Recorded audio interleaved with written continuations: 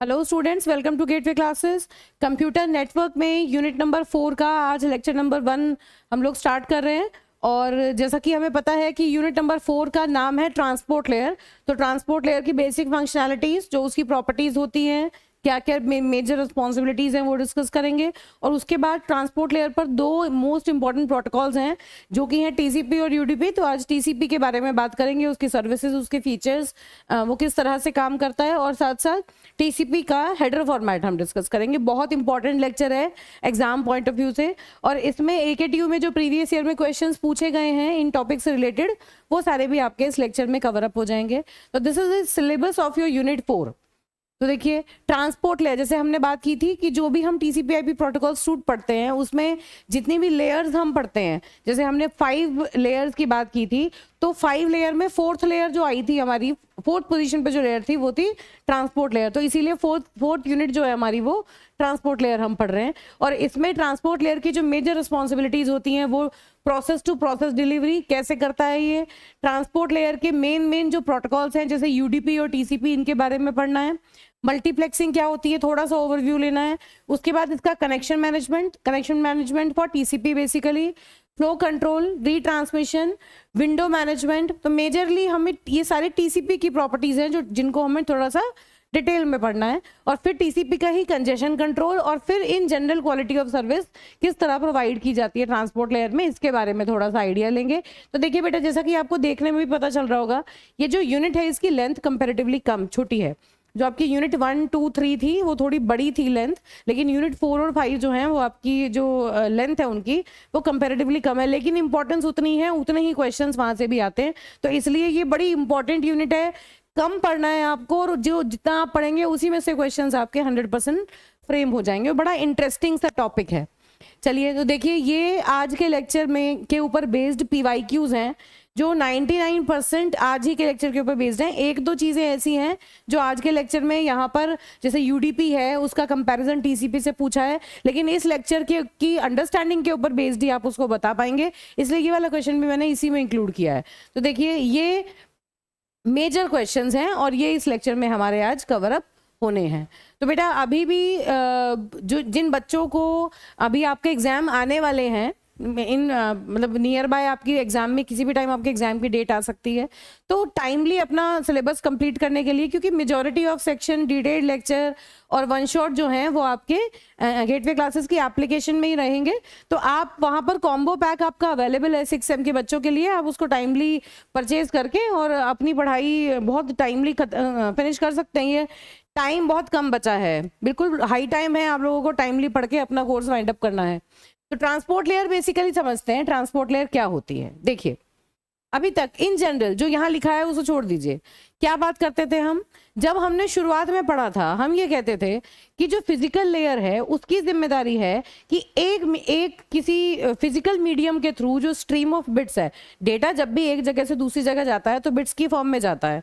तो एक जगह से बिट्स निकलती हैं और वो एक फिजिकल मीडियम पे ट्रैवल करके डेस्टिनेशन तक पहुंचती हैं, है ना। इसी तरह से डेटा ट्रैवल करता है। तो उन बिट्स को एक जगह से दूसरी जगह पहुंचाने का काम फिजिकल लेयर की जिम्मेदारी थी। फिर आई data link layer. Data link layer क्या कहती थी कि भाई मैं एक होप से दूसरे होप तक जो कंप्लीट डिलीवरी है उसकी रिस्पॉन्सिबिलिटी लेती हूँ। क्या मतलब हुआ होप टू होप डिलीवरी का? मतलब क्या है कि देखिए, जैसे ये एक एग्जाम्पल है, इसको जरा ध्यान से समझना। ये एक मशीन है, सपोज ए, इस मशीन का नाम मान लो मैंने रखा ए, ठीक है। ये सेंडिंग मशीन है और ये रिसीविंग मशीन है बी। अब ये दोनों मशीन अलग अलग नेटवर्क का पार्ट है। अगर ये किसी एक पर्टिकुलर नेटवर्क पर है तो ये इंटरनेट के थ्रू किसी दूसरे नेटवर्क पर, दूसरी मशीन है बी, उससे कम्युनिकेट करना चाहती है।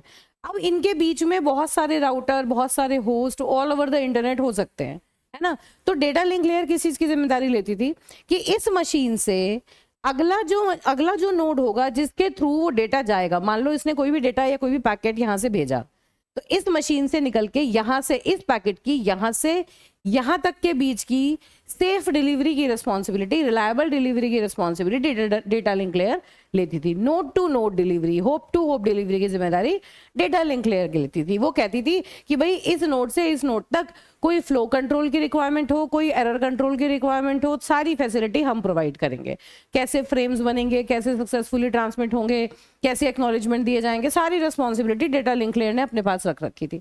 तो इन दोनों के बीच में डेटा लिंक लेयर इनकी हर एक लेवल पर डेटा लिंक लेयर दो मशीन्स की आपस में कम्युनिकेट करके नोड टू नोड डिलीवरी का काम कर रही थी। ठीक है, अब हमने फिर क्या कहा, फिर हम नेटवर्क लेयर में आए। नेटवर्क लेयर क्या कहता है कि भाई यहां से लेके यहां तक की पूरी डिलीवरी, मतलब ए से लेके बी तक की, इस होस्ट से इस होस्ट तक की कंप्लीट डिलीवरी, उसके अंदर पूरा इंटरनेट आ गया, यहां से लेके यहां तक किसकी जिम्मेदारी, नेटवर्क लेयर की रिस्पॉन्सिबिलिटी। तो यहां पर हमने आईपी एड्रेसिंग पढ़ ली थी, डेटा लिंक लेयर पर फिजिकल एड्रेसेस की रिक्वायरमेंट थी, तो यहाँ पर फिजिकल एड्रेसिंग पड़ी थी। इस होस्ट से इस होस्ट तक के डिलीवरी के लिए लॉजिकल एड्रेसेस की रिक्वायरमेंट है, क्योंकि इंटरनेट के ऊपर सोर्स और डेस्टिनेशन को हम यूनिकली आइडेंटिफाई करना चाहते हैं, उसके लिए हमें आईपी एड्रेसेस की रिक्वायरमेंट थी, जिसे हम लॉजिकल एड्रेस कहते हैं। तो वहां हमने नेटवर्क लेयर में वो चीज कवर कर ली। अब हम क्या कहते हैं कि ट्रांसपोर्ट लेयर का फिर क्या काम रह गया। भाई हम ए से बी तक तो हमने डिलीवर करा ही दिया, तो ट्रांसपोर्ट लेयर का क्या काम है। देखिए इस बात को समझिए, जब हम किसी एक कंप्यूटर के ऊपर काम कर रहे हैं तो हमें पता है कि हम मल्टी प्रोसेसिंग एनवायरनमेंट में भी काम करते हैं, multi programming, multi tasking, multi threading environment में हम काम करते हैं। मतलब एक मशीन के ऊपर मल्टीपल प्रोसेस साइमल्टेनियसली चल सकते हैं, है ना। तो अब इस मशीन ने कोई मैसेज भेजा, लेकिन इस मशीन के किसी प्रोसेस ने ही तो मैसेज भेजा होगा। तो इस मशीन पर बहुत सारी एप्लीकेशंस चल रही हैं या बहुत सारे प्रोसेसेस हैं, तो कौन से प्रोसेस ने इस दूसरी मशीन के कौन से प्रोसेस को मैसेज भेजा, एक के ऊपर मल्टीपल प्रोसेसेस के बीच में कौन सा प्रोसेस बी के ऊपर मल्टीपल प्रोसेसेस के बीच में कौन से प्रोसेस से कम्युनिकेट करना चाहता है, उस प्रोसेस से प्रोसेस की जो डिलीवरी है, एंड टू एंड डिलीवरी, उसके लिए रिस्पॉन्सिबल है आपकी ट्रांसपोर्ट लेयर। तो यहां पर एक और लेवल हम ऊपर चले जाते हैं, जहां हम एप्लीकेशन प्रोग्राम से जो डेटा आ रहा है वो ट्रांसपोर्ट लेयर लेता है, और फिर उस डेटा को कंप्लीटली दूसरे एंड वाले एप्लीकेशन प्रोग्राम तक डिलीवर करने की जो रिस्पॉन्सिबिलिटी है वो आपका ट्रांसपोर्ट लेयर पूरी करता है। इसको प्रोसेस टू प्रोसेस डिलीवरी भी कह सकते हैं या एंड टू एंड डिलीवरी भी बोलते हैं। ठीक है, तो इस तरह से जो ओवरऑल डिलीवरी होती है किसी भी मैसेज की, किसी इंफॉर्मेशन की, किसी भी डेटा की, तो वो कहां से कहां तक होती है। ट्रांसपोर्ट एप्लीकेशन लेयर डेटा भेजता है, वहां से ट्रांसपोर्ट लेयर जो है वो पोर्ट टू पोर्ट डिलीवर करता है, network layer host to host deliver करता है ना, और data link layer node to node या होप टू होप डिलीवर करता है, और साथ में जो फिजिकल लेयर है वो फिजिकल ट्रांसमिशन में अवेलेबिलिटी कराती है। ठीक बात है। तो यहाँ मेजर रिस्पॉन्सिबिलिटी क्या है, एक प्रोसेस से दूसरे प्रोसेस तक किसी भी डेटा को, इंफॉर्मेशन को, पैटर्न को, किसी भी मैसेज को डिलीवर करने की प्रोसेस टू प्रोसेस डिलीवरी के लिए रिस्पॉन्सिबिलिटी आपकी ट्रांसपोर्ट लेयर के पास होती है। देखिए बहुत इंपॉर्टेंट क्वेश्चन एक बार पूछा जाता है एग्जाम में कि what are the basic responsibilities of transport layer, है ना। तो यहाँ पहले हम कुछ मेजर चीजें समझेंगे, उसके बाद नेक्स्ट लेक्चर में मैं ये बताऊंगी कि वो एक्सप्लिसिटली हम देखेंगे कि ट्रांसपोर्ट लेयर की क्या क्या जिम्मेदारियां होती हैं। समझ आपको सारी चीज यहाँ पर ये ऑटोमेटिकली आ जाएगी। देखिए जरा, तो ट्रांसपोर्ट लेयर क्या है, it is responsible for process to process delivery of the entire message.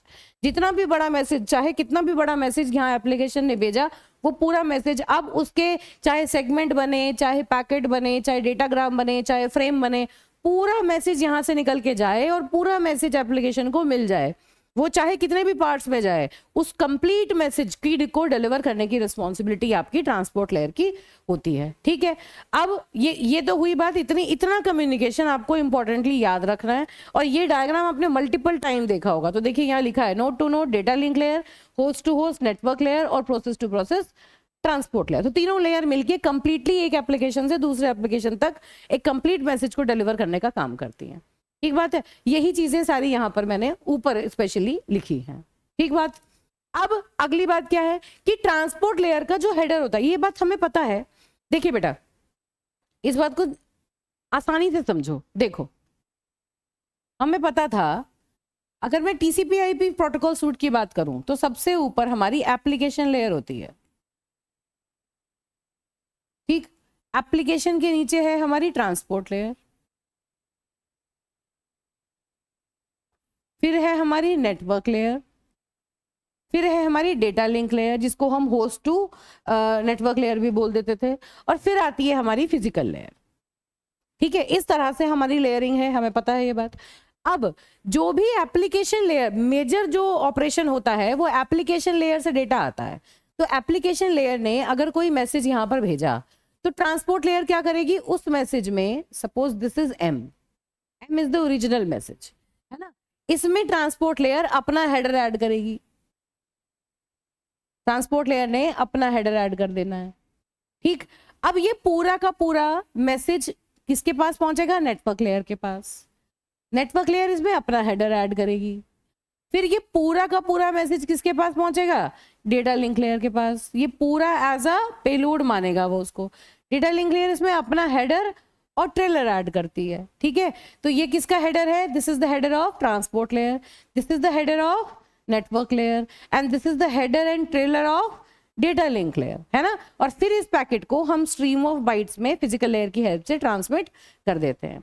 तो अब हमने क्या पढ़ा था, जब हम डेटा लिंक लेयर की बात करते थे तो यहां पर हमने फिजिकल एड्रेसेस की या मैक एड्रेसेस की बात की थी, है ना।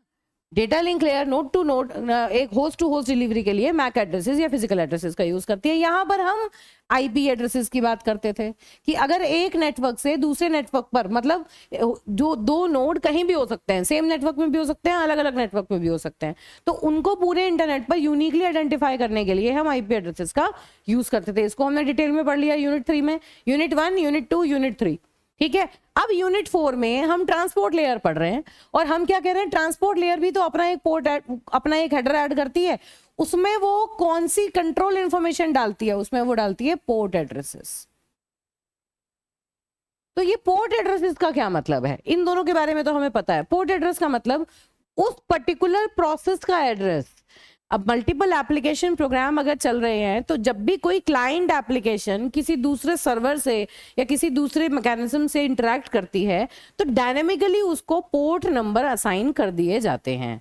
ठीक है, बहुत सारे पोर्ट नंबर्स ऑलरेडी अवेलेबल हैं।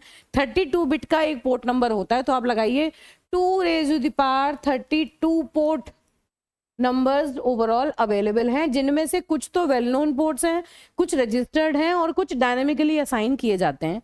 थोड़ा सा डेटा मैंने डाला हुआ है, वहां से आप इसको रेफर भी कर सकते हैं।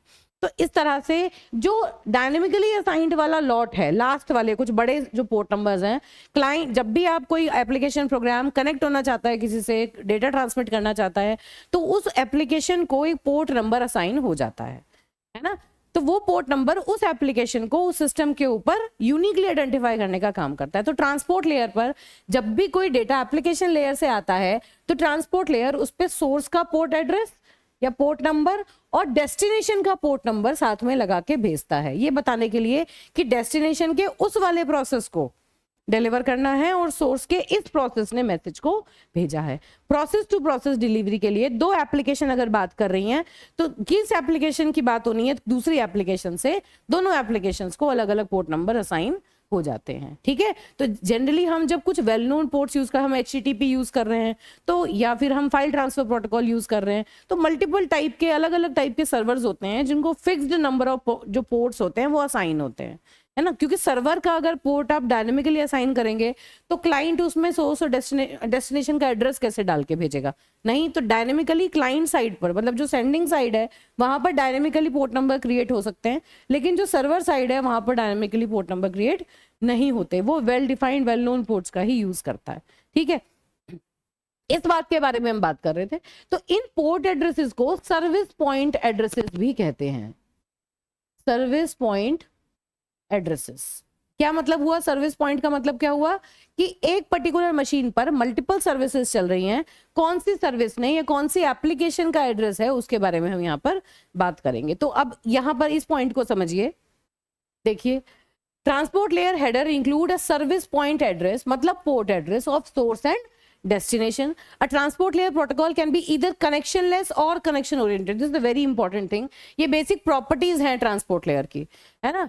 क्या कि ट्रांसपोर्ट लेयर जो है वो कनेक्शन लेस और कनेक्शन ओरिएंटेड दोनों तरह की सर्विसेज प्रोवाइड करती है। आप याद करिए, जब हम नेटवर्क लेयर की बात कर रहे थे तो TCP/IP स्टैक में, TCP/IP प्रोटोकॉल स्वीट में हम हमेशा ये कहते हैं कि जो नेटवर्क लेयर है वो डेटाग्राम सर्विस के ऊपर काम करती है, डेटाग्राम सर्विस प्रोवाइड करती है। And if you remember, datagram service कैसी होती है? कनेक्शन लेस सर्विस होती है ना। कनेक्शन लेस सर्विस का मतलब क्या हुआ कि जो सोर्स है और जो डेस्टिनेशन है उनके बीच में पहले से कोई कनेक्शन सेटअप नहीं होता।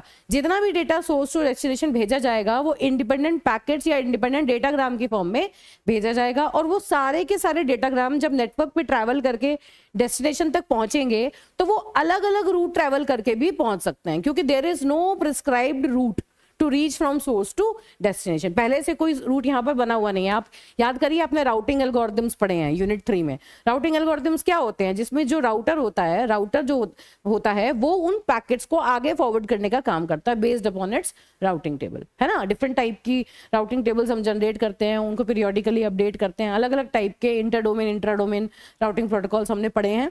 तो वहां पर मतलब क्या हुआ कि जो आईपी लेयर है या जो नेटवर्क लेयर है वो कनेक्शन लेस सर्विस प्रोवाइड करती है। पहले से सोर्स और डेस्टिनेशन के बीच में कोई प्रायर कनेक्शन नहीं होता। जितने भी पैकेट्स आप ट्रांसमिट करते हैं वो आउट ऑफ ऑर्डर भी पहुंच सकते हैं। मतलब एक पैकेट आपने 1 2 3 4 इस सीक्वेंस में आपने भेजे, पहले तीसरा पहुंच गया, दूसरा पहुंच गया, पहला पहुंच गया, अलग अलग सीक्वेंसेस में भी वो मैसेजेस जो हैं वो डिलीवर हो सकते हैं। इस बात का ये मतलब है, ठीक बात। तो ठीक है बेटा।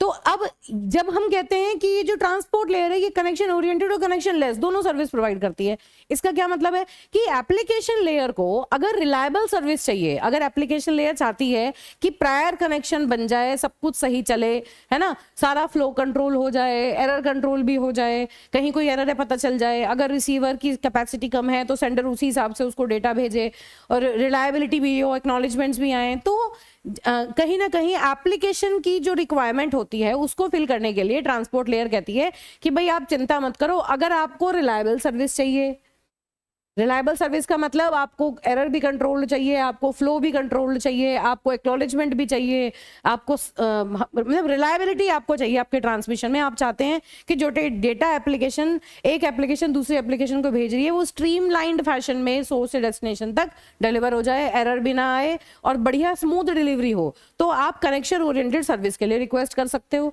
और अगर आपको लगता है कि आप कोई ऐसा डेटा भेजना चाहते हैं जिसमें बहुत ज्यादा रिलायबिलिटी की रिक्वायरमेंट नहीं है, कनेक्शन सेटअप करने की रिक्वायरमेंट नहीं है, तो आप कनेक्शन लेस सर्विस यूज कर लीजिए, वो फास्टर होगी कंपैरेटिवली, लेकिन वहां पर आपको फ्लो कंट्रोल एरर कंट्रोल नहीं मिलेगा। तो ट्रांसपोर्ट लेयर दोनों तरह की सर्विसेज लेके बैठा रहता है। ये एप्लीकेशन लेयर के ऊपर डिपेंड करता है कि वो किस टाइप की सर्विसेज अवेल करना चाहता है, ठीक है। तो अलग अलग टाइप की सर्विसेज के लिए अलग अलग प्रोटोकॉल्स यहाँ पर यूज होते हैं। तो कनेक्शन ओरिएंटेड सर्विस अगर आपको चाहिए तो टीसीपी प्रोटोकॉल यूज करते हैं ट्रांसपोर्ट लेयर पर, और अगर आपको कनेक्शन लेस सर्विस चाहिए तो उसके लिए हम यूडीपी प्रोटोकॉल यूज कर लेंगे।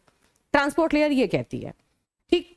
अब देखिए, connectionless transport layer treats each segment as an independent packet. वही बात हो गई, है ना। क्यों? क्योंकि आगे आने वाले पैकेट का पीछे आने वाले पैकेट से आपस में कोई रिश्ता नहीं है, हर पैकेट एक इंडिपेंडेंट पैकेट की तरह ट्रीट किया जाता है और आउट ऑफ ऑर्डर भी वो डिलीवर हो सकता है। लेकिन तो कनेक्शन ओरिएंटेड ट्रांसपोर्ट लेयर जो है वो क्या करती है? Transport layer as the destination, sender की जो ट्रांसपोर्ट लेयर है वो डेस्टिनेशन की ट्रांसपोर्ट लेयर से पहले एक कनेक्शन बनाएगी, उसके बाद उस कनेक्शन के ऊपर जितना भी डेटा होगा वो सारा over that connection he transmit कर दिया जाएगा, है ना।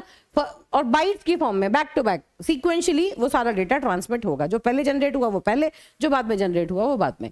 तो a connection oriented transport layer makes a connection with the transport layer at the destination machine first before delivering the packets, after all the data is transferred connection is terminated. तो ये reliable service भी provide करता है, flow control, error control, congestion control, ये सारी services भी connection oriented protocol जो होता है वो प्रोवाइड करता है ट्रांसपोर्ट लेयर पर।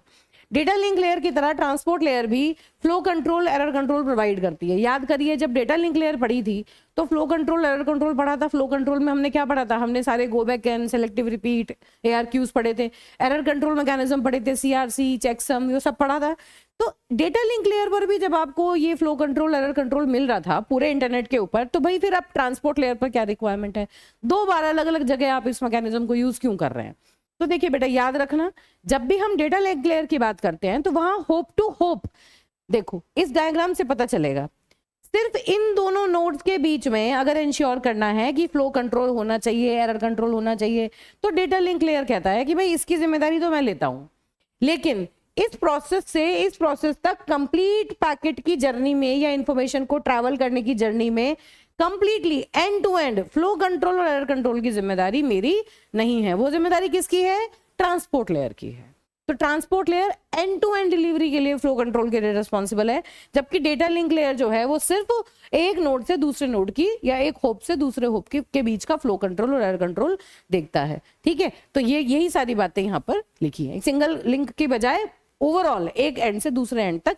तो अभी तक हमारी अंडरस्टैंडिंग क्या बनी कि जो ट्रांसपोर्ट लेयर है वो एंड टू एंड डिलीवरी का काम करती है। पोर्ट एड्रेसिंग पढ़ते हैं यहाँ पर हम, पोर्ट एड्रेसेस असाइन कर दिए जाते हैं, है ना। और ट्रांसपोर्ट लेयर दोनों तरह की सर्विस प्रोवाइड करती है, कनेक्शन लेस भी और कनेक्शन ओरिएंटेड भी। ठीक है, तो इसका मतलब रिलायबल और अनरिलायबल। अगर आपसे कोई पूछे कि ट्रांसपोर्ट लेयर कैसी है, रिलायबल है या अनरिलायबल है, दोनों तरह की सर्विसेज प्रोवाइड करती है, रिलायबिलिटी भी प्रोवाइड करती है, अनरिलायबल भी है। कहां है रिलायबिलिटी? जहां कनेक्शन है वहां रिलायबल भी है, जहां कनेक्शन है वहां रिलायबल है। मतलब हम गारंटी कर सकते हैं कि हमने कोई पैकेट भेजा है तो वो पैकेट वहां पहुंचेगा, और अगर नहीं पहुंचा तो अगर कोई एरर आ गई तो उस एरर को कंट्रोल किया जाएगा, मैनेज किया जाएगा, एक्नॉलेजमेंट्स भेजे जाएंगे जिससे कि पता चल जाए सेंडर को कि उसका डेटा सक्सेसफुली पहुंचा या नहीं पहुंचा, रीट्रांसमिशन हो सकते हैं। तो ये सारी की सारी फैसिलिटी कहाँ रिलायबिलिटी को ऐड करती है ना। और ये कहाँ होगी? जहाँ कनेक्शन ओरिएंटेशन होगा। जहाँ कनेक्शन नहीं होगा वहां अनरिलायबल सर्विस देगी। तो दोनों तरह की सर्विसेज हैं ट्रांसपोर्ट लेयर के पास। एप्लीकेशन को जिस तरह की सर्विसेज की रिक्वायरमेंट होती है वैसी सर्विसेज वो ट्रांसपोर्ट लेयर से ले लेती है। ठीक है, तो ये बेसिक चीज है। फिर आ गए आपके पोर्ट नंबर, जिनके बारे में मैंने अभी आपको बात की, बहुत ब्रीफ में मैंने लिखा है, बहुत डिटेल में नहीं पढ़ना इसके बारे में भी। जो पोर्ट नंबर होते हैं वो 16 बिट का इंटीजर होता है। 32 बिट 16 बिट का, देखिए मैंने गलती से यहाँ 32 बिट लिख दिया था, दिस इज 16 बिट। 32 बिट का सीक्वेंस नंबर होता है। पोर्ट नंबर जो होते हैं वो 16 बिट के होते हैं। तो 2 raise to the power 16 port numbers जो हैं वो ओवरऑल अवेलेबल हैं। ठीक है, तो अब ये देखिए 16 बिट का आपका पोर्ट नंबर है, तो इसका मतलब क्या है कि अगर 16 बिट में आप रिप्रेजेंट करेंगे तो 2 रेज़ टू द पावर 16, इसका मतलब क्या हुआ कि टोटल 65536 पोर्ट नंबर्स आपके पास अवेलेबल हैं। और अगर आप 0 को इंक्लूड करते हैं तो 0 से लेके 65535 तक के ओवरऑल जो पोर्ट नंबर्स हैं वो आपके अवेलेबल रहते हैं, है ना। तो अब इन पोर्ट नंबर्स में ओवरऑल सारे पोर्ट नंबर सबके लिए अवेलेबल नहीं होते, अलग अलग प्रोसेस में अलग अलग टाइप से हम इनको डिफाइन कर देते हैं। तो देखिए the internet model, the port numbers are 16 bit integers between 0 to 65535। The client program defines itself with a port number. Client जो प्रोग्राम होता है ऑब्वियसली वो एक पोर्ट नंबर को डायनेमिकली उसको एक पोर्ट नंबर असाइन हो जाता है, chosen randomly by the transport layer software. ठीक है, running on the client host. अब the server process port number can not be chosen randomly. कैसे चूज कर लेगा? मान लो सर्वर ने रैंडमली कोई भी पोर्ट नंबर चूज कर लिया तो क्लाइंट को कैसे पता चलेगा कि उसका क्या पोर्ट नंबर है? तो इसलिए वेल डिफाइंड पोर्ट नंबर्स ही सर्वर्स को असाइन किए जाते हैं।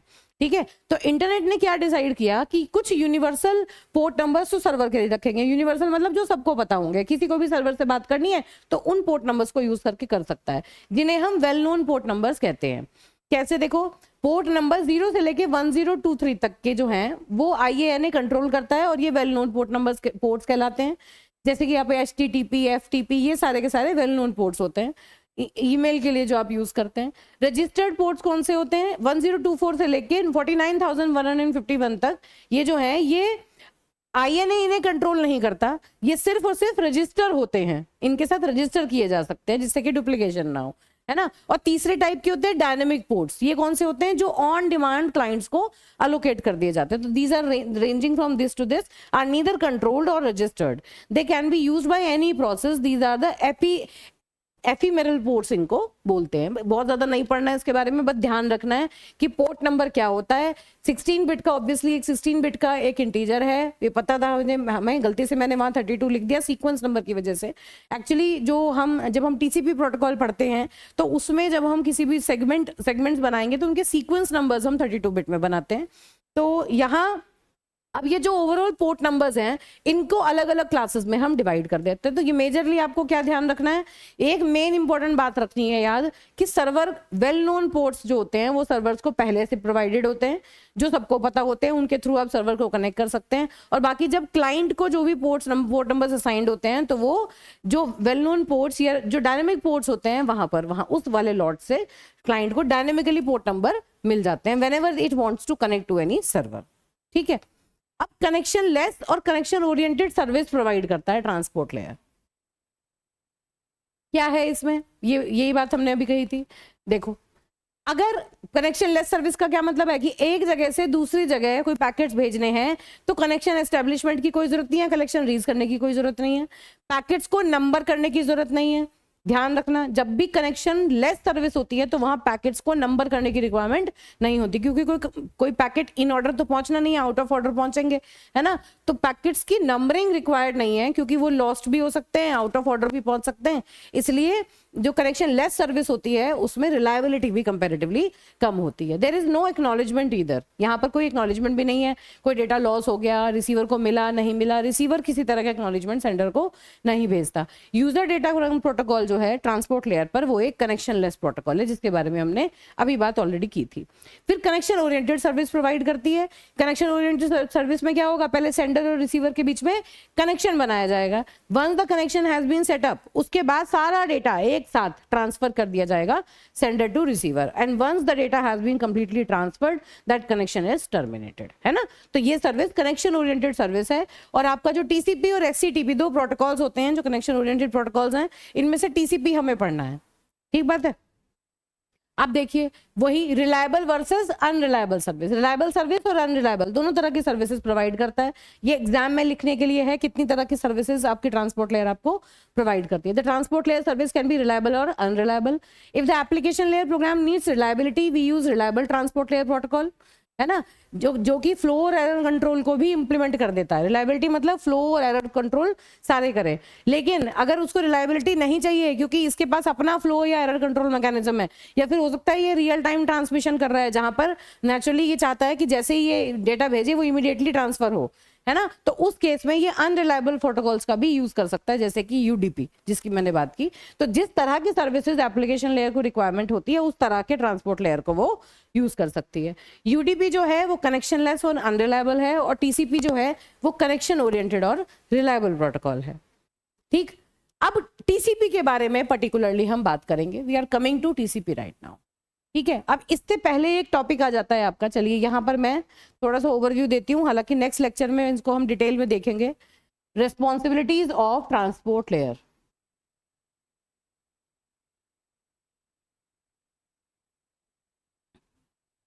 तो यहाँ पर हल्का सा इसको समराइज करेंगे क्योंकि अभी मेन चीजें इसके बारे में पढ़ी हैं, तो होपफुली ये सारी बातें आपको समझ आ जाएंगी।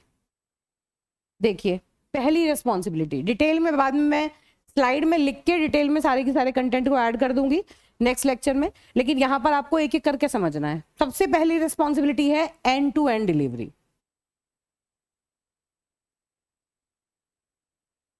वो शॉर्ट में लिख रहे हैं एंड टू एंड डिलीवरी, जिसके बारे में हमने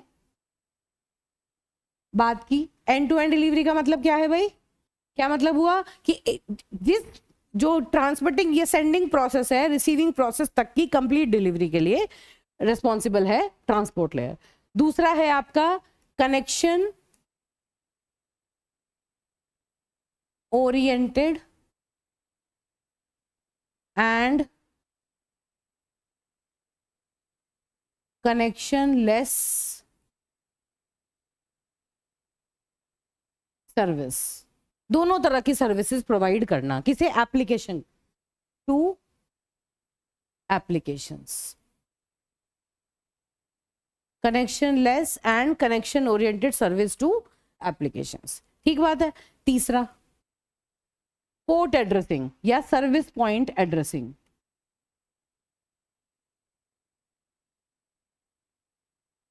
ये तीसरी रिस्पॉन्सिबिलिटी जिसके बारे में हमने बात की, this is also called as port addressing. ये क्वेश्चन कई बार पूछ लिया जाता है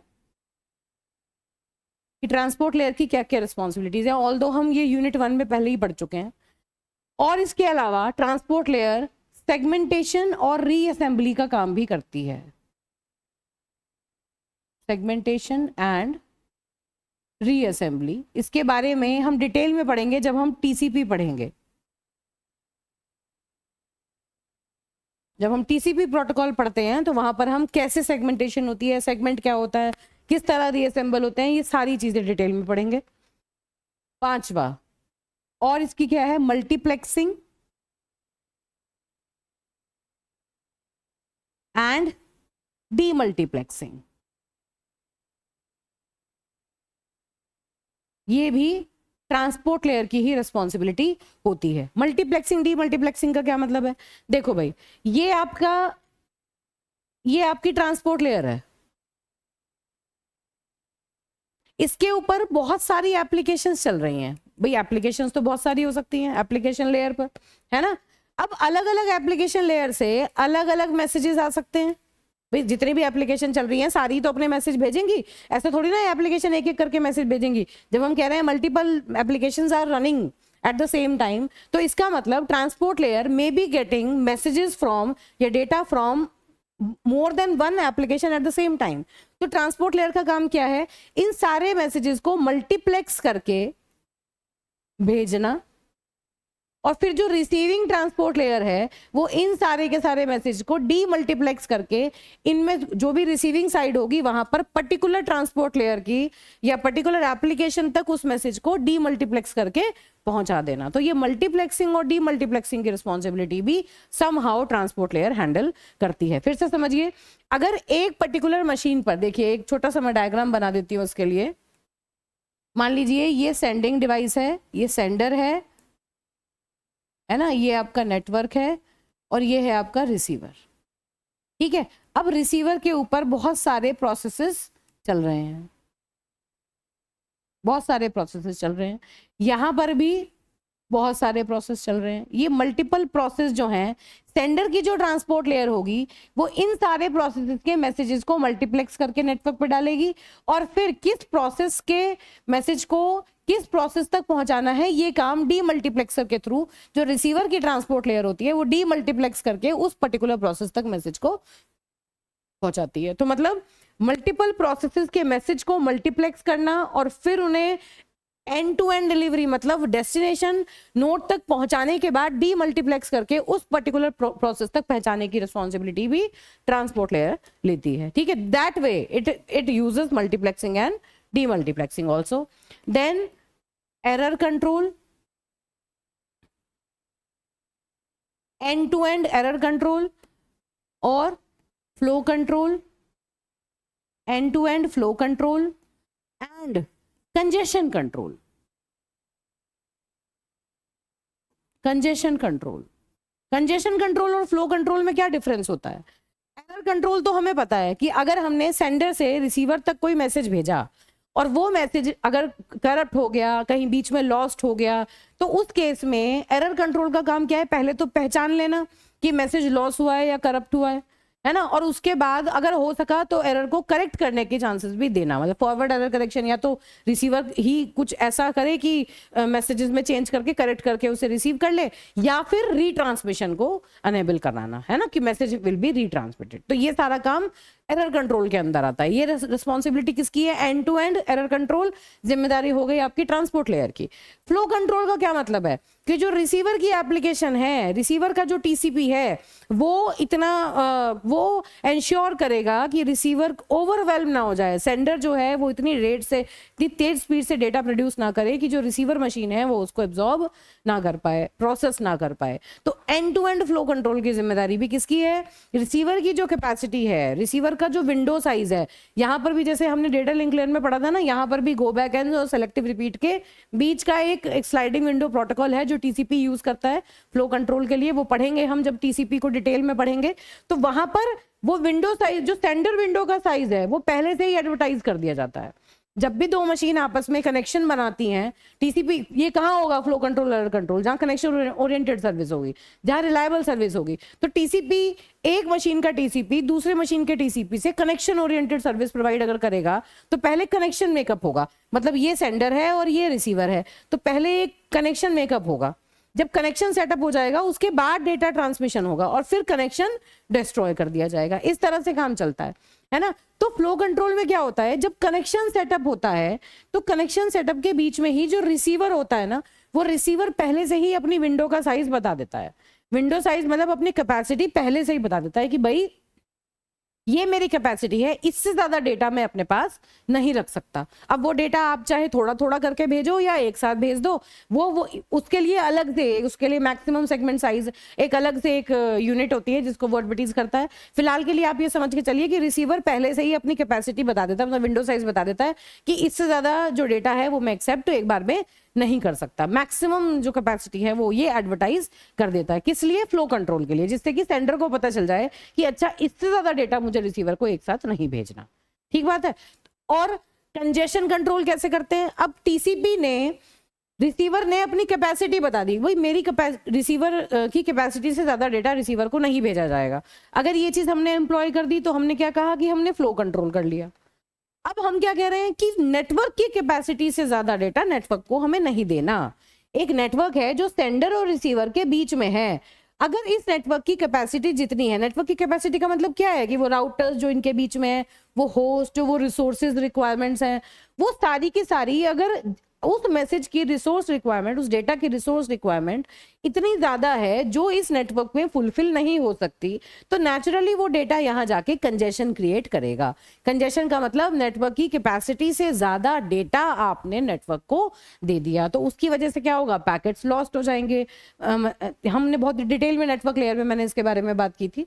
तो पैकेट लॉस हो जाएंगे या फिर आपका डेटा जो है, जो राउटर्स डिस्कार्ड करने लगेंगे, और जो आपका नेटवर्क की परफॉर्मेंस है वो कम होने लगेगी। थ्रूपुट है कम हो जाएगा, डिले बढ़ जाएगा, किसी भी मैसेज को सोर्स टू डेस्टिनेशन ट्रैवल करने में ज्यादा टाइम लगेगा। तो ये सारी की सारी प्रॉब्लम्स क्रिएट होने लगती हैं। तो इसलिए टीसीपी जो है वो कंजेशन कंट्रोल का काम भी करता है। ये जो ट्रांसपोर्ट लेयर है आपकी, टीसीपी अगर यूज करती है तो ये कंजेशन कंट्रोल का काम भी करती है, मतलब नेटवर्क को भी आइडेंटिफाई करके चलती है कि नेटवर्क जो है वो ओवरवेल्म ना हो जाए। ठीक है, तो these are the major responsibilities of transport layer. Although बहुत सारी चीजें मैंने यहाँ सिर्फ पॉइंट्स में लिखा है, इनको एग्जाम में जब तक ये लिखने का टाइम आएगा आप इन सारी चीजों को ऑलरेडी बहुत डिटेल में पढ़ चुके होंगे। जैसे कंजेशन कंट्रोल ऑल टुगेदर एक डिफरेंट टॉपिक है, अलग से पढ़ेंगे। एरर कंट्रोल, फ्लो कंट्रोल, ये सारी चीजें हम अलग से पढ़ेंगे, एक एक करके, एक करके। ये connection oriented, connection less service, सब कुछ हमें डिटेल में पढ़ना है। तो ये जो लेक्चर है बेसिकली ट्रांसपोर्ट लेयर का ओवरव्यू है कि ट्रांसपोर्ट लेयर बेसिकली क्या करती है, उसकी मेजर अंडरस्टैंडिंग हमें हो जाएगी, और फिर उसके बाद डिटेल में हम देखेंगे कि ये सारी चीजें वो कैसे इंप्लीमेंट करती है। ठीक है, तो रिस्पॉन्सिबिलिटीज ऑफ ट्रांसपोर्ट लेयर में ये मेजर रिस्पॉन्सिबिलिटी है जो एक ट्रांसपोर्ट लेयर कैरी आउट करती है। अब transmission control protocol, TCP, this is the most important topic और most important protocol in this particular unit. यहां से सबसे ज्यादा क्वेश्चन टीसीपी के ऊपर आते हैं। तो देखिए ट्रांसपोर्ट लेयर जो ट्रांसमिशन कंट्रोल प्रोटोकॉल है, ये प्रोसेस टू प्रोसेस प्रोटोकॉल है। ये तो पता है क्योंकि ट्रांसपोर्ट लेयर पे काम कर रहा है, तो एक प्रोसेस से दूसरे प्रोसेस को कम्युनिकेट कराने में हेल्प करेगा। कनेक्शन ओरिएंटेड है, ये भी पता है हमें अब तक, है ना। ये एक वर्चुअल कनेक्शन सेटअप करता है। देखिए बेटा, वर्चुअल और फिजिकल दोनों कनेक्शंस अलग होते हैं। फिजिकल कनेक्शन है का मतलब है कि सारे के सारे स्विचेस के थ्रू, जैसे सर्किट स्विचिंग में जो कनेक्शन होता है वो फिजिकल कनेक्शन होता है। यहाँ पर ये जो टीसीपी बनाता है ये वर्चुअल कनेक्शन बनाता है ना, लॉजिकल कनेक्शन बनाता है, फिजिकल कनेक्शन नहीं बनाता। ये बात याद रखनी है। दो सेंडिंग मशीन और रिसीविंग मशीन के जो टीसीपी हैं वो आपस में कनेक्शंस बना लेते हैं और डेटा को ट्रांसमिट करते हैं। मशीन टू मशीन नहीं, टीसीपी जो एक टीसीपी जो सेंडिंग मशीन के ऊपर चल रहा है, एक टीसीपी जो रिसीविंग मशीन के ऊपर चल रहा है, वो दोनों टीसीपी आपस में कनेक्शन बनाते हैं, वर्चुअल कनेक्शन, जिसकी हेल्प से डेटा को ट्रांसमिट कर दिया जाता है। फ्लो कंट्रोल, एरर कंट्रोल ये यूज करता है। ये जो हमने सारी बात हम ऑलरेडी कर चुके हैं कि भाई टीसीपी कनेक्शन ओरिएंटेड प्रोटोकॉल है, तो ये सारा काम करेगा। फ्लो कंट्रोल भी करेगा, कंजेशन कंट्रोल भी करेगा, और आपका एरर कंट्रोल भी करेगा, रिलायबल सर्विस भी प्रोवाइड करेगा, कनेक्शन भी मैनेज करेगा। तो ये सारी बातें हमने पहले से ही समझ ली, वही सब बातें यहाँ पर लिखी हैं। ठीक है, TCP is called a connection oriented reliable transport protocol. इतनी बात मुझे लगता है समझ आ गई होगी। अब TCP की मेजर सर्विसेज क्या हैं उनके बारे में बात करेंगे। तो देखिए पहली सर्विस तो है प्रोसेस टू प्रोसेस कम्युनिकेशन। इसके बारे में मैंने ऑलरेडी बात कर ली। अगर एग्जाम में पूछा जाता है तो इसके बीच में मैंने यहाँ कुछ नहीं लिखा। क्यों? क्योंकि मैंने पहली स्लाइड में already process to process communication के बारे में आपसे बात कर ली है कि एक प्रोसेस दूसरे प्रोसेस से बात करेगा तो इस बात का क्या मतलब है। फिर आ जाता है आपका स्ट्रीम डिलीवरी सर्विस। ये बहुत इंपॉर्टेंट है। इस बात का क्या मतलब हुआ? स्ट्रीम डिलीवरी सर्विस कैसी प्रोवाइड करता है? देखो बेटा, ट्रांसपोर्ट लेयर पर जब भी, अभी तक हमने क्या पढ़ा कि एप्लीकेशन लेयर से जो डेटा आता है, ट्रांसपोर्ट लेयर क्या करती है, उस डेटा के ऊपर, देखिए ये जो अभी मैंने आपसे बात की थी उसी स्लाइड पर वापस जाते हैं। देखिए यहाँ हमने क्या बात की कि जो अपर लेयर से डेटा आएगा, जो नीचे वाली लेयर है वो अपना हेडर उस डेटा के ऊपर अटैच करती है और उसको फर्दर ट्रांसमिट कर देती है, यही काम होता है। लेकिन जब एप्लीकेशन लेयर से डेटा आता है, एप्लीकेशन लेयर जो है इसके पास दो ऑप्शंस हैं। एप्लीकेशन लेयर के पास दो ऑप्शन है, ईदर चूज रिलायबल डिलीवरी, है ना, या फिर अनरिलायबल। इसको जैसी सर्विस चाहिए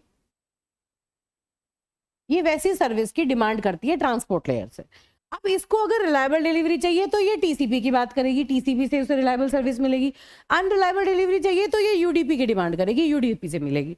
अब एक बात ध्यान रखनी है, अगर application layer reliable service choose करती है, वो कहती है कि मुझे रिलायबिलिटी चाहिए, जो मैं डेटा भेज रहा हूं या जो भी डेटा यहां से जा रहा है वो रिलायबल मैनर में, कनेक्शन ओरिएंटेड फैशन में जो रिसीवर की ट्रांसपोर्ट लेयर है उस तक पहुंचा दिया जाए, तो अब उस केस में एप्लीकेशन लेयर कोई पैकेट या मैसेज के फॉर्म में डेटा ट्रांसपोर्ट लेयर को नहीं भेजती। तो जब भी टीसीपी की हम बात करते हैं, एप्लीकेशन लेयर जो होती है वो बाइट्स की फॉर्म में डेटा को back to back continuous number of bits नहीं, कॉन्टिन्यूअस नंबर ऑफ बाइट्स जो है वो ट्रांसपोर्ट लेयर को भेजती है। ऊपर से एप्लीकेशन लेयर बाइट्स की फॉर्म में डेटा जो होता है वो भेजती है, उसको पैकेट में या किसी फ्रेम में, किसी बंच में या ग्रुप करके नहीं भेजती, है ना। सीधी सीधी स्ट्रीम ऑफ बाइट्स जो है वो ट्रांसपोर्ट लेयर को भेजी जाती है।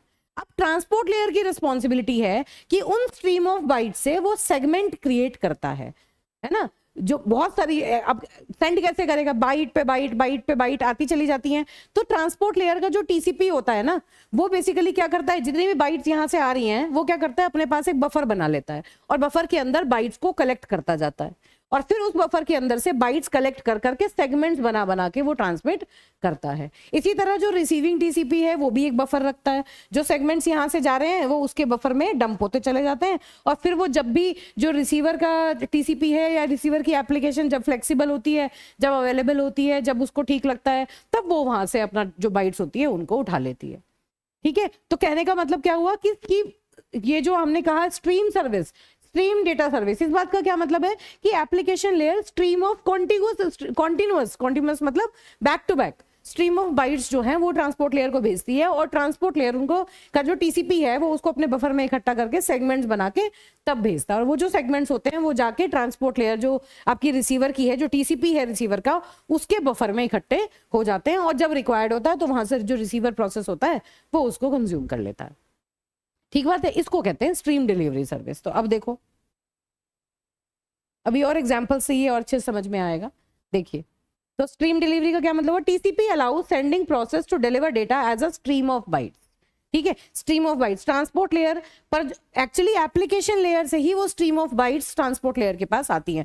मैंने यहाँ बहुत ज्यादा लिखा नहीं है इसीलिए, क्योंकि यहाँ सिर्फ उतना ही लिखा है जितना जितना आपको एग्जाम में लिख के आना है, लेकिन समझने के लिए आपको मल्टीपल चीजें भी पता होनी चाहिए, है ना। तो ये स्ट्रीम ऑफ बाइट्स उसके पास कहाँ से आए, टीसी के पास। टीसीपी कहाँ है, ट्रांसपोर्ट लेयर पे चल रहा है, तो एप्लीकेशन लेयर ही टीसीपी को स्ट्रीम ऑफ बाइट्स भेजता है और टीसीपी जो है वो स्ट्रीम ऑफ बाइट्स की फॉर्म में ही अपने डेटा को रिसीविंग प्रोसेस को भेजेगा। वो बात अलग है कि वो इनको सेगमेंट्स में डिवाइड करेगा, वो बात हम बाद में करेंगे।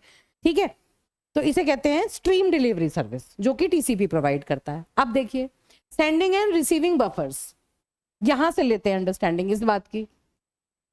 क्या करता है, अभी तक सिर्फ इतना समझो कि ये सेंडिंग प्रोसेस है, ये रिसीविंग प्रोसेस है। अब सेंडिंग एप्लीकेशन, ये सेंडिंग प्रोसेस क्या करता है, बैक टू बैक बाइट्स भेजता है ना। ये ट्रांसपोर्ट लेयर है, ये है आपकी ट्रांसपोर्ट लेयर, इस तरह से मानो। ट्रांसपोर्ट लेयर पर ये टीसीपी चल रहा है ना, और ये क्या है, ये एप्लीकेशन लेयर है। एप्लीकेशन लेयर पर प्रोसेस चल रहा है। तो ये जो प्रोसेस है ये बैक टू बैक जो स्ट्रीम ऑफ बाइट्स भेजेगा, ये एक बात के बाद दूसरा बाइट, दूसरा, तीसरा, चौथा बाइट एक एक करके भेजता है। तो टीसीपी बेसिकली क्या करता है, एक बफर मेंटेन करता है। जो सेंडर टीसीपी है ट्रांसपोर्ट लेयर सेंडर साइड है, ये आपकी सेंडर साइड है, ये आपकी रिसीवर साइड है।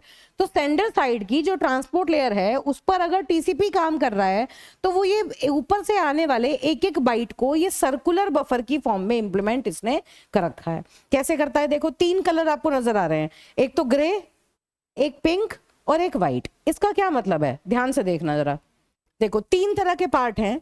व्हाइट जो है वो एम्प्टी सेल्स हैं, एम्प्टी प्लेसेस हैं जहां पर और नए बाइट्स जो होंगे वो फिलअप कर दिए जाएंगे। पिंक वाले कौन से हैं, वो बाइट्स जो इस बफर में अभी एग्जिस्ट कर रहे हैं और अभी भेजे नहीं गए हैं रिसीवर को।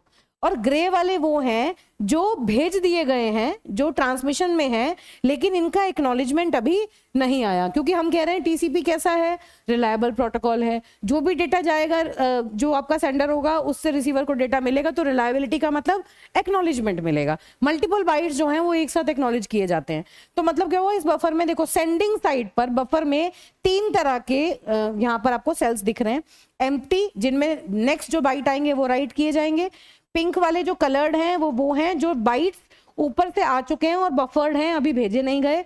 और ग्रे वाले वो हैं जो भेजे जा चुके हैं लेकिन एक्नॉलेज नहीं हुए हैं। अब होगा क्या, जैसे ही इनका एक्नॉलेजमेंट मिलेगा ये जो है ये खाली होके रिसाइकल हो जाएंगे, मतलब ये एम्प्टी हो जाएंगे और इनमें फर्दर जो ऊपर से बाइट्स आएंगे उनको हम फिर से फिल कर सकते हैं। इस तरह से सेंडिंग साइड पर एक बफर है। ऐसे ही अब इसको आप ये मान लीजिए कि एक ट्यूब है, इस तरह से फिलहाल के लिए टीसीपी क्या करता है, एक ट्यूब है और इस ट्यूब में ये स्ट्रीम ऑफ बाइट्स जो होते हैं इनको भेजता है, बैक टू बैक बाइट्स की फॉर्म में डेटा को ट्रांसमिट करता है। जो रिसीविंग साइड है उसमें भी बिल्कुल जैसा बफर इसमें है ऐसा ही रिसीविंग साइड में भी एक बफर है। इसमें सिर्फ 2 ही कलर आपको दिख रहे हैं, कौन कौन से, ये वो सारे के सारे आपके जो कलर्ड हैं वो ये हैं जो रिसीव हो चुके हैं लेकिन अभी एप्लीकेशन की जो प्रोसेस है उस प्रोसेस ने उनको रीड नहीं किया। ये जो रिसीव्ड वाले हैं जो बफर के अंदर आ चुके हैं उन्हें एक एक करके सेंडिंग रिसीविंग प्रोसेस जो है अपनी फ्लेक्सिबिलिटी के हिसाब से, अपनी अवेलेबिलिटी के हिसाब से एक एक करके इनको रीड करेगा और रीड करने के बाद वो यहाँ से खाली होकर फिर दोबारा जो एम्प्टी वाली जो सेल्स हैं उनके अंदर रिसाइकल होके आ जाएंगे जिसमें और नए आ सकते हैं। तो क्या मतलब हुआ कि टीसीपी जो है वो सेंडिंग टीसीपी और रिसीविंग टीसीपी एक एक बफर जो है वो मेंटेन करते हैं।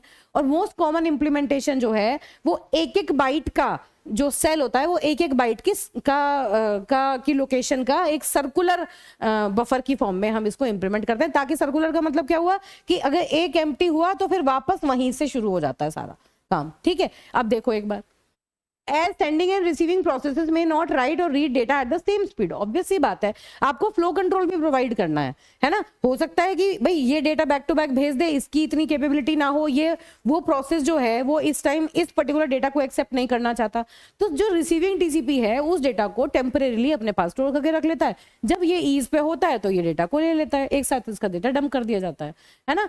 तो सेंडिंग बफर और रिसीविंग बफर इस काम के लिए हम रखते हैं।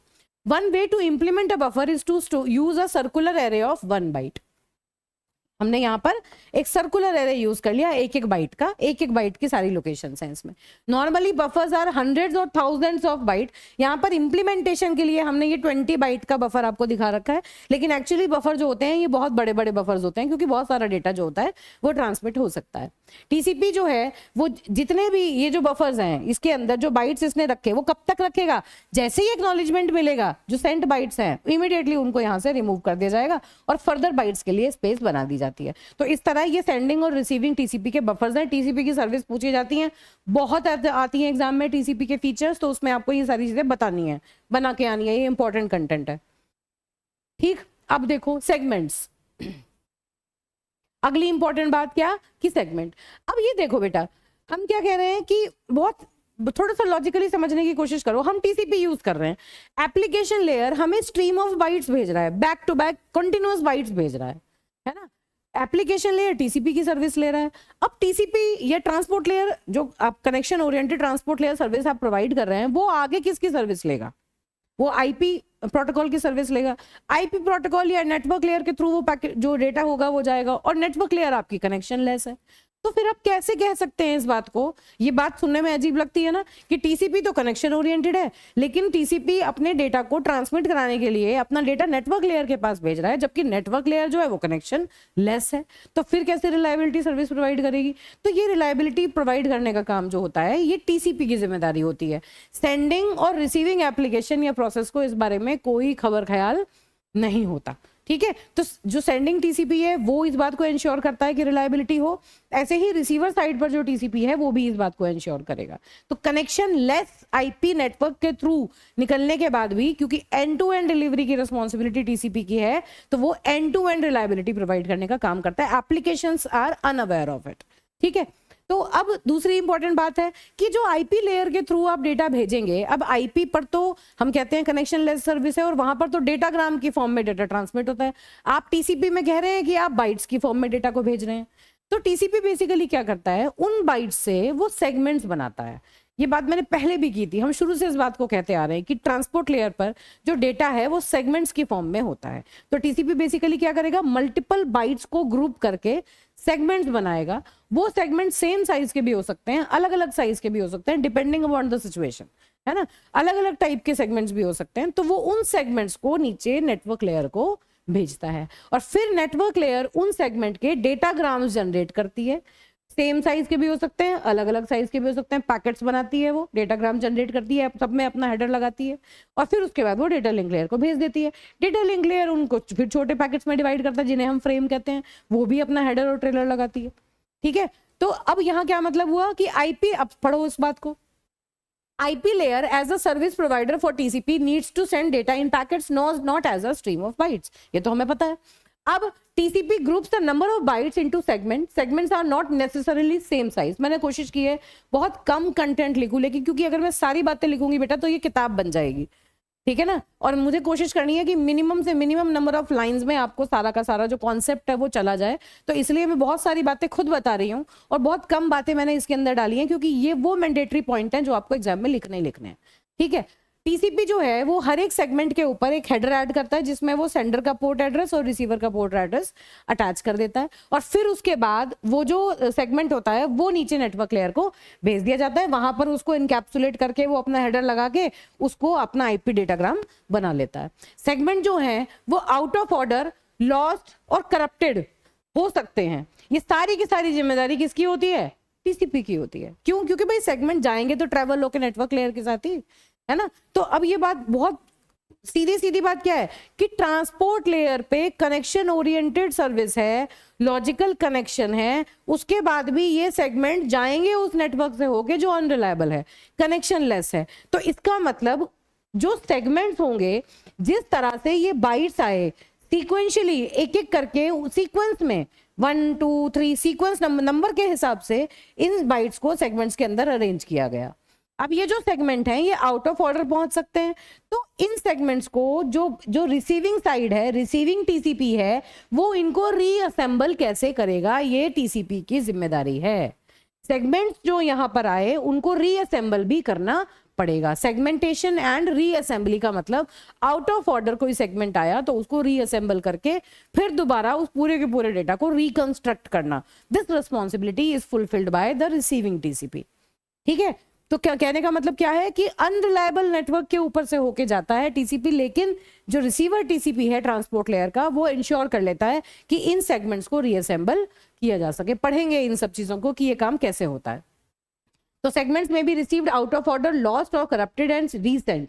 All these are handled by TCP and the application and the receiving process is completely unaware of it. Receiving process को कोई मतलब नहीं है, उसको तो सारा का सारा डेटा exactly उसी पैटर्न पे मिलेगा जैसा कि सेंडिंग में भेजा था। ठीक है, अब देखिए और क्या है, फुल डुप्लेक्स कम्युनिकेशन। क्या पढ़ रहे हैं हम, ये टीसीपी के फीचर्स पढ़ रहे हैं। टीसीपी के क्या फीचर्स हैं, टीसीपी की क्या क्या सर्विसेज हैं, उनके बारे में पढ़ रहे हैं। तो फुल डुप्लेक्स कम्युनिकेशन का मतलब क्या है, फुल डुप्लेक्स का मतलब क्या है, सेंडर और जो रिसीवर है दोनों डायरेक्शन में साइमल्टेनियसली डेटा ट्रांसफर हो सकता है। मतलब at a particular moment of time sender is sending data to the receiver and the receiver is also sending information to the sender. तो फुल डुप्लेक्स मोड में जो आपका टीसीपी है वो काम करता है। कनेक्शन ओरिएंटेड सर्विस प्रोवाइड करता है, इसके बारे में मैं बहुत ज्यादा नहीं बताऊंगी क्योंकि ऑलरेडी मैंने इसके बारे में आपसे डिस्कस कर लिया है ना। वर्चुअल कनेक्शन बनाता है और ये ऑर्डर में इन ऑर्डर जो सेंडिंग साइड है उससे रिसीविंग साइड तक ऑर्डर में सारे बाइट्स पहुंचे, इसकी जिम्मेदारी भी टीसीपी लेता है। रिलायबल सर्विस प्रोवाइड करता है। क्यों? रिलायबल सर्विस प्रोवाइड करने के लिए एक्नॉलेजमेंट मैकेनिज्म यूज करता है, जिससे कि जो सेंडर है उसको शांति पड़ जाती है कि अच्छा ठीक है, जो मेरा पैकेट है वो पहुंच गया, और नहीं पहुंचा तो तब जो सेंडर टीसीपी है वो अज्यूम कर लेता है कि अच्छा इसका मतलब अगर मुझे एक्नॉलेजमेंट नहीं मिला तो there may be any congestion और द पैकेट लॉस। ये इसके बारे में हम बाद में बात करेंगे, जहां पर हम कंजेशन एरर कंट्रोल और कंजेशन कंट्रोल पढ़ेंगे। ठीक है, बड़ा अच्छा मजेदार सा टॉपिक है टीसीपी का कंजेशन कंट्रोल, वो बाद में बात करेंगे। तो टीसीपी के क्या क्या मेन फीचर्स हैं उसके बारे में बात कर लेते हैं। फीचर्स में नंबरिंग सिस्टम, ये चीजें हम क्यों पढ़ रहे हैं? क्योंकि जब हम टीसीपी का कनेक्शन मैनेजमेंट, डेटा ट्रांसफर पढ़ेंगे ना, वहां पर ये सारी चीजें उनके लिए प्लेटफॉर्म सेट हो रहा है।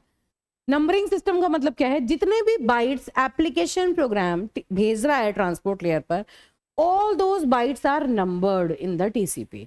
टीसीपी उन सारे बाइट्स को एक नंबर प्रोवाइड करता है। देखिए, there are two fields called sequence number and acknowledgement number. ध्यान से समझते जाना, एक्नॉलेजमेंट नंबर बाद में बात करेंगे, पहले सीक्वेंस नंबर की बात करेंगे। ये these two fields refer to the byte number and not the segment number. बहुत इंपॉर्टेंट बात है ये। जब भी हम सीक्वेंस नंबर की या एक्नॉलेजमेंट नंबर की बात करते हैं तो हम बाइट नंबर की बात कर रहे हैं, सेगमेंट नंबर की बात नहीं कर रहे। ठीक बात है, ध्यान से समझना। यहाँ जितनी भी नंबरिंग होती है वो बाइट्स की होती है। अगर हम कह रहे हैं कि ये वाला डेटा भेजो, ये डेटा भेजो, तो दैट डेटा का मतलब the number of a byte. ठीक है, अब देखिए, TCP numbers all data bytes that are transmitted in a connection. सारे बाइट्स को नंबर प्रोवाइड करता है। Numbering is independent in each direction. मतलब क्या हुआ कि मान लो ये सेंडिंग टीसीपी है और ये रिसीविंग टीसीपी है, यहां से ये डेटा भेज रहा है, तो हो सकता है ये 100 से शुरू करके नंबर 1000 तक का डेटा भेजे, हो सकता है ये 200 से शुरू करके या ये मैं कहूं कि ये 2000 से शुरू करके और 2200 तक का डेटा भेजे। तो मतलब इन दोनों के बीच में ये जो नंबर्स हैं इनके बीच में कोई रिलेशन नहीं है। इंडिपेंडेंट नंबरिंग सिस्टम होता है सेंडिंग और रिसीविंग प्रोसेस का। ठीक है, when TCP receives bytes of data from a process, मतलब एप्लीकेशन लेयर से जब आ रहा है तो ये क्या करता है, उनको सेंडिंग बफर के अंदर स्टोर कर लेता है एंड नंबर्स देम, उनको नंबर असाइन करता है। The numbering does not necessarily start from zero. ये बहुत इंपॉर्टेंट बात है। नंबरिंग जो है वो जीरो से जरूरी नहीं है कि वो जीरो से ही शुरू हो। जैसा कि मैंने कहा, अभी हम टीसीपी का हेडर फॉर्मेट पढ़ेंगे, वहां पर जो सीक्वेंस नंबर होता है वो 32 बिट का होता है ना। तो इसका मतलब क्या हुआ कि 0 से लेके 2^32 - 1 के बीच में कोई भी नंबर रैंडमली चूज कर लिया जाता है। तो यहाँ क्या करेगा, अब देखो, अगर 0 से शुरू होते तो सारी की सारी डिवाइस जिसको भी अपना डेटा भेजना है वो पहले बाइट का नंबर 0 रख के और भेज देती। इस तरह तो सारे ही अपने फर्स्ट बाइट का नंबर 0 रख लेते। तो इस चीज को अवॉइड करने के लिए क्या हुआ, टीसीपी बेसिकली क्या करता है, इतना बड़ा एड्रेस स्पेस है उसका, 0 से लेके 2^32 - 1, इतने सारे नंबर्स में से एक कोई भी नंबर वो रैंडमली चूज करता है और उस नंबर को फर्स्ट बाइट को प्रोवाइड कर देता है। उसके बाद सीक्वेंशली +1 करके जो उसके सबसीक्वेंट बाइट्स हैं उसको नंबर मिल जाता है। मतलब क्या हुआ, मान लो उसके पास 100 बाइट्स आए, 100 बाइट्स को उसको नंबर करना है ना। पहला बाइट, दूसरा बाइट, तीसरा बाइट, चौथा बाइट, ऐसे आ रहे हैं नंबर्स। तो पहले बाइट के लिए उसने क्या किया, इनके बीच में से रैंडमली कोई नंबर चूज कर लिया। मान लो वो रैंडम नंबर 1000 है, तो अगला वाला ऑटोमेटिकली 1001, 1002, सिर्फ पहले बाइट को ये रैंडमली चूज करेगा, बाकी के जितने भी बाइट्स हैं वो सीक्वेंशियली उनको नंबर प्रोवाइड कर देगा। ठीक है, इस तरह से रैंडमली फर्स्ट बाइट का नंबर चूज करके उसके बाद बाकी सारे उसमें +1 ऐड करके ये बाइट्स को नंबर कर देता है। देखो यहाँ पे एग्जांपल भी है, if the random number happens to be 1057 and the total data to be sent is 6000 bytes, then the bytes are numbered from 1057 to 7056, plus करके उसमें उतना ही +1 करके सारे बाइट्स को नंबर कर देते हैं। जब इन बाइट्स को नंबर कर लेते हैं तो फिर टीसीपी क्या करता है, एक सेगमेंट बनाता है और सेगमेंट को सीक्वेंस नंबर प्रोवाइड कर देता है। मतलब क्या हुआ, ऊपर से बाइट पे बाइट आ रहे हैं, उसमें सारे बाइट्स को नंबर करता चला जाएगा और उसके बाद उन बाइट्स को एक सेगमेंट के अंदर वो बंद कर देगा। ये सेगमेंट बना दिए उसने सेगमेंट बना दिए। अब इस सेगमेंट का सीक्वेंस नंबर क्या है, इस सेगमेंट के अंदर जो पहला बाइट का नंबर होगा वो उस सेगमेंट का सीक्वेंस नंबर होगा। देखो बात समझो, ऊपर से बहुत सारे बाइट्स बैक टू बैक आ रहे हैं, उन सारे के सारे बाइट्स को बफर में रख के उन सबको नंबर प्रोवाइड कर देता है टीसीपी।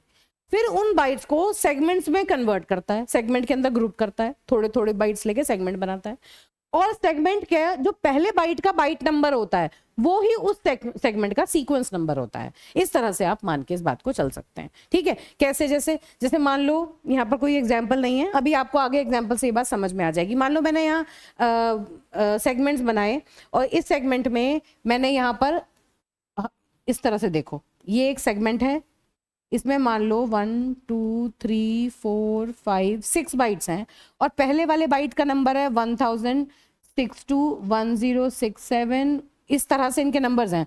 तो ये जो सेगमेंट होगा इसका सीक्वेंस नंबर क्या होगा, इसका सीक्वेंस नंबर होगा 1062, क्योंकि इसके पहले बाइट का, इसके जो पहला बाइट है उसका नंबर है 1062। ठीक है, तो इन हर एक बाइट को बाइट नंबर देना और फिर जब बाइट्स है उनसे सेगमेंट बनाना, तो पहला वाला जो बाइट है सेगमेंट का वो उसका सीक्वेंस नंबर दे देता है, वो उसका सीक्वेंस नंबर प्रोवाइड करता है। तो ये चीज देखिए, after bytes have been numbered, TCP assigns a sequence number to each segment that is being Saint.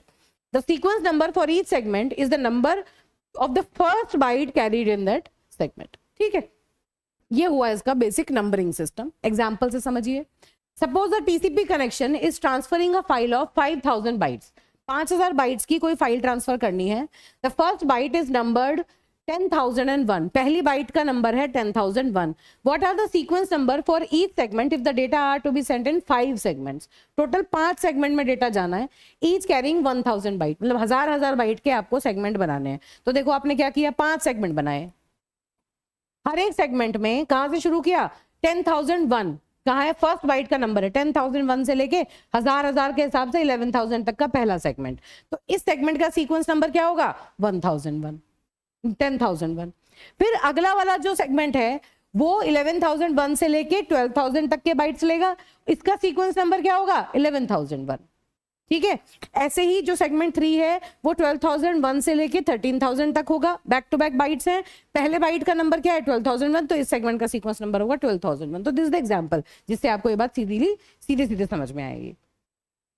ठीक है, अब ये जो थोड़ी थोड़ी बातें हमने की वो सारी बातें मैंने यहाँ पर टेक्स्ट में लिखी हैं, एक बार बहुत जल्दी से इसको रीड आउट करते हैं, ऑल्दो मैं आपको ये सारी बातें बता चुकी हूँ। टीसीपी में जो कम्युनिकेशन है वो फुल डुप्लेक्स है, दोनों पार्टीज जो होती हैं एक बार कनेक्शन बनाने के बाद साइमल्टेनियसली दोनों डायरेक्शन में डेटा को ट्रांसमिट कर सकती हैं। ठीक है, हर एक पार्टी बाइट्स को नंबर करती है, डिफरेंट बाइट्स के स्टार्टिंग नंबर होते हैं क्योंकि वो रैंडम नंबर से चूज हो जाते हैं। सीक्वेंस नंबर जो है वो हर एक डायरेक्शन में ये दिखाता है कि जो सीक्वेंस नंबर ऑब्वियसली जो पहला बाइट है सेगमेंट का उसका नंबर शो करता है। Each party also uses N acknowledgement number two confirm the bytes it has received. मतलब आपने यहां से मान लीजिए एक सेगमेंट भेजा, सेंडर ने एक सेगमेंट यहां पर भेजा है ना, और सेगमेंट में इस सेगमेंट के अंदर कहां से कहां तक के बाइट भेजे, इसने 100 सीक्वेंस नंबर 100 से लेके 1000 तक के इसने बाइट्स भेज दिए। तो ये जो सेगमेंट भेजा इसने, इसका सीक्वेंस नंबर होगा 100। अब जब ये इसे एक्नॉलेजमेंट भेजेगा तो एक्नॉलेजमेंट भी ये कहेगा इसको 1001, मतलब 1000 तक के बाइट्स तो मुझे मिल चुके, अब 1001 वाला बाइट नंबर जो है वहां से मुझे डेटा भेजो। ये बात ध्यान रखनी है। टीसीपी में सीक्वेंस नंबर और एक्नॉलेजमेंट नंबर किसके नंबर होते हैं, सेगमेंट के नंबर नहीं होते, बाइट्स के नंबर होते हैं। तो सेगमेंट का सीक्वेंस नंबर कौन सा होता है, जो पहले बाइट का नंबर होता है। ठीक है, तो जैसे ये सेगमेंट अगर यहां से यहां भेजा गया, ये पढ़ेंगे हम अभी डिटेल में, पूरा अच्छे से पढ़ेंगे एग्जांपल्स के साथ। फिलहाल बस मैं आपको आइडिया बता रही हूं कि यहाँ पर जो सेगमेंट भेजा गया, मान लो 100 से 1000 बाइट्स उसके अंदर बाइट नंबर उसके अंदर थे, तो ये रिसीवर इनको रिसीव करने के बाद कहेगा कि अब आप मुझे मैंने ये डेटा रिसीव कर लिया और आप 1001 वाला बाइट नंबर से शुरू करके आप मुझे आगे का डेटा भेजिए। इस बात का ये मतलब है। ठीक है, एक्नॉलेजमेंट जो है वो क्यूमुलेटिव है। क्यूमुलेटिव का मतलब क्या हुआ कि आप हर एक बाइट को एक्नॉलेज नहीं कर रहे हैं, मल्टीपल बाइट्स को एक साथ एक्नॉलेज कर दिया जाता है। फ्लो कंट्रोल, एरर कंट्रोल के बारे में हमने पढ़ लिया, अभी हम बहुत डिटेल में बाद में देखेंगे। बाइट ओरिएंटेड है ये सारी चीजें। कंजेशन कंट्रोल भी वही बात हो गई, ये जो हमने अभी बात की कि नेटवर्क की कैपेसिटी से ज्यादा नेटवर्क को ओवरवेल्म नहीं करता, इस चीज के लिए भी टीसीपी अलग अलग मेजर लेता है। ठीक है, अब देखिए ये है टीसीपी का हेडर फॉर्मेट जो हमें डिस्कस करना है, बहुत ईजी सा है, इसको देखते हैं। चलिए बेटा, तो देखिए टीसीपी का सेगमेंट फॉर्मेट है, इसके बारे में बात करते हैं। तो जो ट्रांसपोर्ट लेयर पर टीसीपी की अगर हम बात करें, टीसीपी प्रोटोकॉल अगर हम यूज कर रहे हैं, तो इसका जो हेडर है वो 20 से 60 बाइट्स का हो सकता है।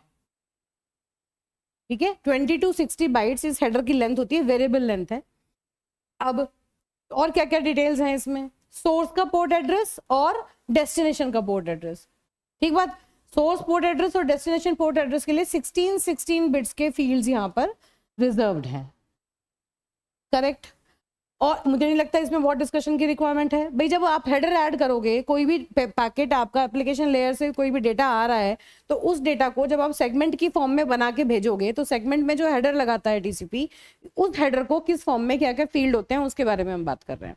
अपर लेयर से जो भी स्ट्रीम ऑफ बाइट्स आई, उनको कंबाइन करके टीसीपी ने एक सेगमेंट की फॉर्म में उन बाइट्स को अरेंज कर लिया, है ना, और फिर उस पर एक हेडर लगा दिया। उस हेडर के अंदर क्या क्या फील्ड होंगे वो सारे फील्ड हम यहाँ पर ये डिस्कस कर रहे हैं। तो हेडर में क्या होगा, सोर्स का पोर्ट एड्रेस और डेस्टिनेशन का पोर्ट एड्रेस, प्रोसेसेस को यूनिकली आइडेंटिफाई करने के लिए, है ना। और पोर्ट एड्रेस कितने बिट्स का है, 16 बिट्स का। इसके बारे में हम ऑलरेडी बात कर चुके। 2⁻16 - 1, 0 से लेके 2⁻16 - 1 तक के नंबर्स के बीच में जो जितने भी आपके डायनेमिकली जनरेटेड पोर्ट्स होते हैं क्लाइंट को, इनमें से कोई भी पोर्ट जनरेट हो जाता है, रैंडमली चूज कर लेंगे, और यहाँ पर डेस्टिनेशन पोर्ट एड्रेस में वेल डिफाइंड पोर्ट्स जो होते हैं सर्वर के, वो यूज कर लिए जाते हैं। ठीक है, अब सीक्वेंस नंबर फील्ड, कुछ मोस्ट इंपॉर्टेंट चीजें जो यहाँ डिस्कस करनी है वो क्या करनी है कि आपका जो सेगमेंट है, सेगमेंट का जो हेडर है, उसमें सेगमेंट का सीक्वेंस नंबर भी होता है। सीक्वेंस नंबर का मतलब क्या होता है, जैसे मैंने आपसे कहा था कि जब हम किसी सेगमेंट को भेजते हैं तो सेगमेंट में क्या है, नंबर ऑफ बाइट्स है ना, नंबर ऑफ बाइट्स को कंबाइन करके हम यहाँ पर भेज देते हैं। और टीसीपी में हम नंबरिंग किसको देते हैं, सेगमेंट को देते हैं या बाइट्स को देते हैं। सेगमेंट को हम नंबर अलग से नहीं देते, हम एक्चुअली टीसीपी में बाइट्स को नंबर देते हैं। तो जब हम इन मल्टीपल बाइट्स को सेगमेंट की फॉर्म में ग्रुप करता है टीसीपी, तो जो पहले बाइट का नंबर होता है उसी को वो उस पर्टिकुलर सेगमेंट का सीक्वेंस नंबर की तरह ट्रीट करता है। तो 32 बिट्स का सीक्वेंस नंबर है। क्यों, क्योंकि 0 से लेके 2⁻32 - 1 इतने टोटल नंबर यहाँ पर जनरेट होते हैं, है ना। और उन नंबर में से कोई भी एक पर्टिकुलर रैंडम नंबर, बाइट के लिए कोई भी एक रैंडम नंबर चूज कर लिया जाता है, फर्स्ट बाइट का नंबर, और उस फर्स्ट बाइट के नंबर को ये सीक्वेंस नंबर की तरह भेज देता है। और बाकी के जितने भी बाइट्स होते हैं उसमें +1 +1 +1 करके वो सारे के सारे बाइट्स इसमें ऐड कर दिए जाते हैं। तो फर्स्ट बाइट का जो नंबर होता है किसी भी सेगमेंट के, वो उसका सीक्वेंस नंबर होता है। ठीक है, अब देखो, चलो फिर आ जाता है आपका एक्नॉलेजमेंट नंबर। वही बात हमने पहले भी मैंने कहा, एक्नॉलेजमेंट नंबर का मतलब क्या हुआ कि अगर 100 से लेके 1000 तक के, मतलब एक पैकेट सोर्स है, ये है आपका सोर्स और ये है आपका रिसीवर, ये सेंडर है, ये रिसीवर है। सेंडर ने जो पैकेट भेजा उसके अंदर जो उसने मान लो बाइट्स भेजे, वो कहां से कहां तक के भेजे, उसने 101 से 1000 तक के बाइट्स भेजे। ठीक है, 101 से लेके 1000 तक के, मतलब टोटल उसने 900 बाइट्स भेजे। अब ये जब बाइट्स यहाँ करेक्टली रिसीव हो गए, तो रिसीवर जब इसे एक्नॉलेजमेंट भेजेगा, तो एक्नॉलेजमेंट के टाइम पर इन बाइट्स को एक्नॉलेज करते हुए भेजेगा कि मैंने ये सारे बाइट्स यहाँ पर रिसीव कर लिए। तो एक्नॉलेजमेंट का जो नंबर होगा वो क्या होगा, ये जो बाइट लास्ट रिसीव हुआ उसका अगला बाइट अब ये एक्सपेक्ट कर रहा है। तो अब ये कह रहा है कि आप मुझे 1001 सीक्वेंस नंबर या 1001 नंबर वाला जो बाइट है वो भेजो। तो नेक्स्ट बाइट एक्सपेक्टेड उसका जो नंबर होगा वो एक्नॉलेजमेंट नंबर में भेज दिया जाएगा। तो इस तरह एक्नॉलेजमेंट नंबर भी क्या होगा, 32 बिट का होगा, बाइट का नंबर ही होगा। तो याद क्या रखना है, सीक्वेंस नंबर और एक्नॉलेजमेंट नंबर 32 बिट के फील्ड्स हैं, और दोनों में ही बाइट के नंबर्स हम यूज करते हैं। टीसीपी जो होता है वो बाइट नंबर्स को यूज करता है सीक्वेंस नंबर और एक्नॉलेजमेंट नंबर के लिए। सीक्वेंस नंबर में सेगमेंट के पहले बाइट का नंबर भेजा जाता है, और एक्नॉलेजमेंट नंबर में जो लास्ट बाइट रिसीव किया रिसीवर ने उसके बाद वाला जो नंबर होता है उसमें +1 करके वो एक्नॉलेजमेंट नंबर भेजता है, जिससे कि वो बता सके कि अगला इस नंबर का बाइट आप मुझे सेंड कीजिए। ठीक बात है। तो ये ऊपर के 4 फील्ड मुझे लगता है समझ आ गए होंगे। अभी हम इनके बारे में और कंटेंट पढ़ेंगे, वहां पर देख लेंगे। फिर उसके बाद अगला फील्ड है आपका हेडर लेंथ। हेडर लेंथ क्या कहता है, 4 बिट का फील्ड है और 4 बाइट के वर्ड्स में हम इसे रिप्रेजेंट करते हैं। क्या मतलब हुआ कि हेडर की जो लेंथ है कितनी हो सकती है, 20 से लेके 60 बाइट्स के बीच में हो सकती है। तो ये जो फील्ड है आपका हेडर लेंथ, ये कितनी वैल्यू होंगी, 0 0 0 0 4 बिट, 0 0 0 1 0 0 1 0 0 0 1 1, है ना। ये क्या है, this is 0, this is 1, this is 2, this is 3, and then 0 1 0 0, this is 4, and so on up to 1 1 1 1. तो यहां से यहां तक के जो पैटर्न्स हैं ये सारे वैलिड हैं। क्यों? क्योंकि 4, 5, 6 अप टू 15 ये वैलिड नंबर्स हैं जो इस पर्टिकुलर फील्ड का पार्ट हो सकते हैं।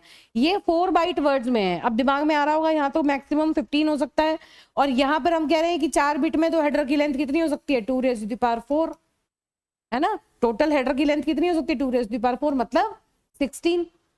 तो अब हम यहाँ कह रहे हैं कि मिनिमम हेडर जो है वो 20 बाइट का होना चाहिए, मैक्सिमम होना चाहिए 15 बाइट का। तो कहने का मतलब क्या है कि ये जो हेडर लेंथ है, ये जो हेडर लेंथ की फील्ड की वैल्यू यहाँ दी है वो 4 बाइट वर्ड्स में होती है। मतलब जो भी वैल्यू यहाँ पर बनती है इन बिट से, उसे हम 4 से मल्टीप्लाई कर देते हैं। ठीक है, तो ये 4 से मल्टीप्लाई करने का मतलब क्या हुआ कि ये भी इनवैलिड, ये भी इनवैलिड, ये भी इनवैलिड, ये भी इनवैलिड, ये भी इनवैलिड, और बस यहाँ 5 से लेके 15 तक के जो नंबर हैं ये सारे के सारे इस हेडर लेंथ फील्ड की वैलिड वैल्यूज हो सकते हैं, है ना। क्यों? क्योंकि 5 को हम 4 से मल्टीप्लाई करेंगे तो पहली बार क्या मिलेगा? हमें 20 मिलेगा। तो 4 से 4 4 16 बाइट का हेडर नहीं हो सकता, मिनिमम 20 बाइट का होना चाहिए। तो इसका मतलब ये वो वैलिड वैल्यूज हैं जो हम हेडर लेंथ के लिए यूज करते हैं। ये बात हम आईपी में भी ऑलरेडी कर चुके हैं। फिर उसके बाद 6 बिट जो है ये रिजर्व्ड है ना, ये रिजर्व्ड बिट्स हैं। उसके बाद ये जो 6 बिट्स आपकी आती हैं ये किस लिए हैं? ये कंट्रोल फील्ड कहा जाता है, जिसमें हर एक बिट एक पर्टिकुलर कंट्रोल को डिनोट या इलस्ट्रेट करने का काम करती है कि हमने कुछ काम करना है। इस कंट्रोल फील्ड को अभी मैं 1 बाय 1 डिस्कस करूंगी अगली स्लाइड में। अभी आप और समझिए ये क्या है? Window size. जब भी कोई सेगमेंट भेजा जाएगा तो जो भी पार्टी सेगमेंट को भेजेगी वो अपना विंडो साइज जो होगा वो एडवर्टाइज करके भेजेगी। This is actually the receiver window size.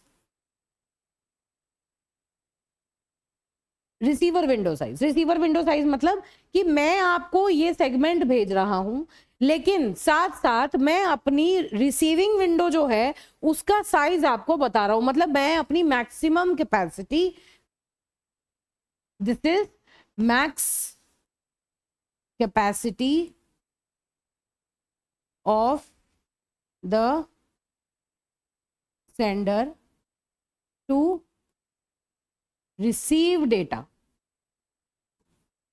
जब सेंडर, मान लीजिए सेंडर कोई सेगमेंट भेज रहा है तो उस सेगमेंट में वो अपना विंडो साइज एडवर्टाइज कर देता है। फ्लो कंट्रोल के लिए ये काम हो रहा है। क्यों? कि वो कहता है कि जब आप मुझे डेटा भेजेंगे तो ये सुन लीजिए कि जब मैं रिसीवर की तरह काम करूंगा तो इससे ज्यादा इसके अंदर क्या है? 2 रेज़ टू द पावर 16 मतलब 0 से लेके 250 65535 तक के बीच की कोई वैल्यू होगी। तो इसने अपना विंडो साइज पहले से ही उसके बीच में एडवर्टाइज कर दिया कि भाई इसके बीच में इतना डेटा, इतने बाइट मैक्सिमम मैं ले सकता हूं, इससे ज्यादा बाइट की कैपेसिटी मेरी नहीं है। ये किस लिए है? रिसीवर ने पहले बता दिया कि आपको फ्लो कंट्रोल करना पड़ेगा, इससे ज्यादा बाइट्स आप मुझे नहीं भेज सकते। ठीक है, तो जैसे हमने कहा था कि जो फ्लो कंट्रोल होता है तो रिसीवर जो होता है वो अपनी विंडो एडवर्टाइज कर देता है। तो ये सेगमेंट का जो हेडर फॉर्मेट है टीसीपी सेगमेंट का, उसके अंदर रिसीवर अपनी ये जो भी इस पैकेट को भेज रहा है, जो भी सेगमेंट को भेज रहा है, वो साथ में बता के भेजेगा कि भाई तू अगर मुझे कोई डेटा भेजे तो इससे ज्यादा मत भेजना, है ना। ये मेरी मैक्सिमम कैपेसिटी है। उसके बाद आता है चेकसम। अभी इन सबको मैं एक एक करके डिस्कस करूंगी। चेकसम का मतलब क्या है? एरर कंट्रोल के लिए यूज करते हैं। डेटा लिंक लेयर पर हम जनरली सीआरसी यूज करते थे, यहाँ पर हम 16 बिट का चेकसम यूज करते हैं, जिससे कि जितने भी जो डेटा आता है उस डेटा को हम चेक कर सके कि वो करप्टेड तो नहीं है ना। एरर कंट्रोल के लिए इस फील्ड का हम यूज करते हैं। अर्जेंट पॉइंटर क्या होता है? अर्जेंट पॉइंटर, अब अर्जेंट पॉइंटर को समझने से पहले इन फील्ड्स के बारे में मैं बात करती हूँ। पहला जो फील्ड है वो है अर्जेंट। चलिए देखिए आगे चलते हैं। पहले इस सेगमेंट जो सेगमेंट फॉर्मेट है इसके फील्ड्स को एक बार देख लेते हैं। The segment consist of 20 to 40 bytes header followed by the data from the application program. ठीक है, और हेडर जो है मिनिमम 20 बाइट का होगा। अगर उसमें कोई ऑप्शन नहीं है और आप ऑप्शंस ऐड कर दो तो मैक्सिमम वो 60 बाइट का होगा। इससे बड़ा आपका जो हेडर है वो नहीं हो सकता। मैक्सिमम 40 बाइट्स के आप इसमें ऑप्शंस ऐड कर सकते हैं।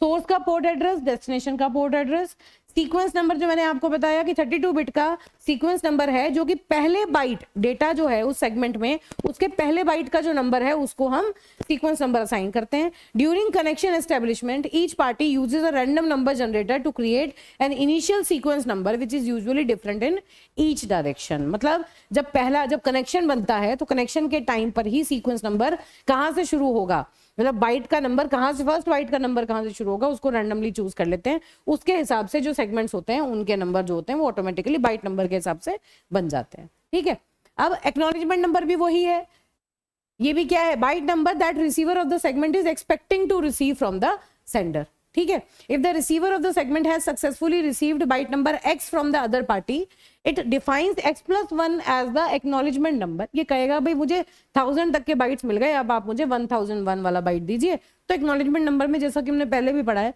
एक्नॉलेजमेंट नंबर में नेक्स्ट एक्सपेक्टेड जो बाइट है उसका नंबर ये एम्फसाइज करके भेज देगा।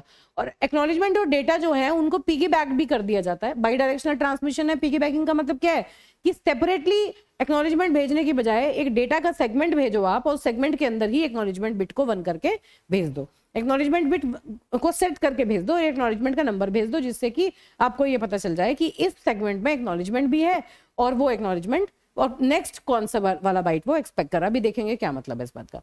हेडर की जो लेंथ है उसके बारे में हमने बात कर ली, क्या कि अगर मिनिमम वैल्यू कितनी हो सकती है उसकी 5 मल्टीप्लाइड बाय 4 दैट इज 20 और मैक्सिमम जो हो सकती है वो हो सकती है 15 मल्टीप्लाइड बाय 4 दैट इज 60। ये 4 से हमें मल्टीप्लाई करना है और ये मिनिमम और मैक्सिमम उसकी वैल्यूज हो सकती है। इनके बीच की कोई भी वैल्यू हेडर लेंथ लेगा।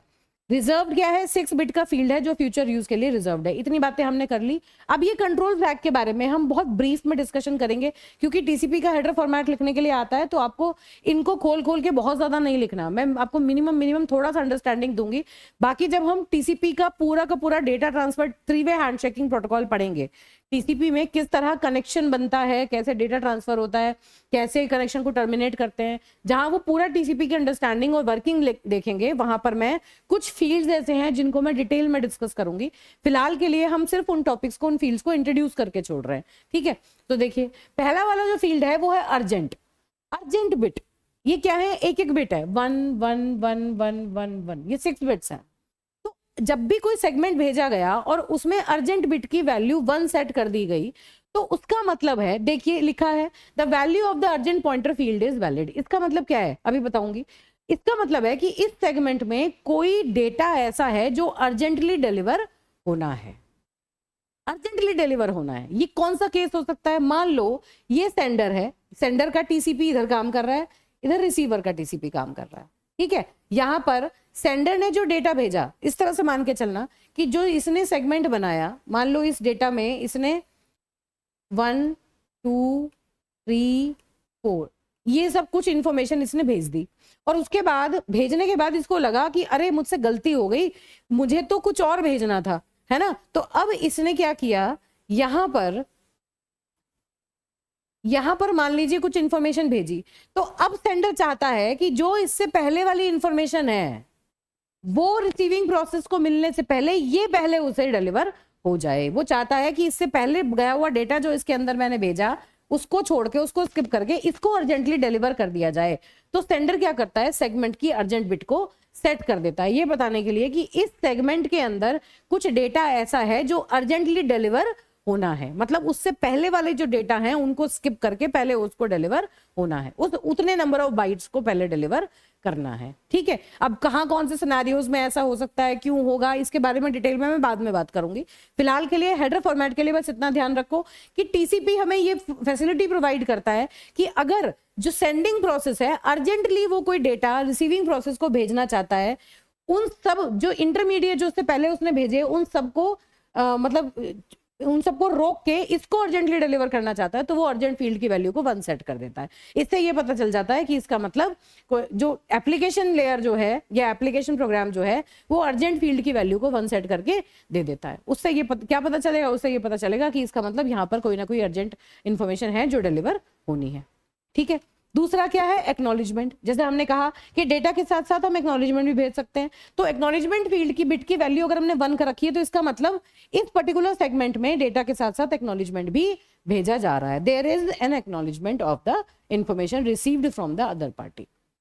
PSH stands for push operation. इस बात का क्या मतलब है, देखिए बेटा, जनरली क्या होता है, टीसीपी की सेंडिंग टीसीपी और रिसीविंग टीसीपी बफर मेंटेन करती है ना, और वो क्या करते हैं, जो प्रोसेस है, प्रोसेस क्या करेगा, बाइट एक एक करके बाइट भेजेगा सेंडिंग टीसीपी को, वो अपने बफर में उसको स्टोर करेगा, सेगमेंट बनाएगा और उसको भेजेगा रिसीविंग टीसीपी की बफर में स्टोर होंगी, फिर वो प्रोसेस को मिलेंगी।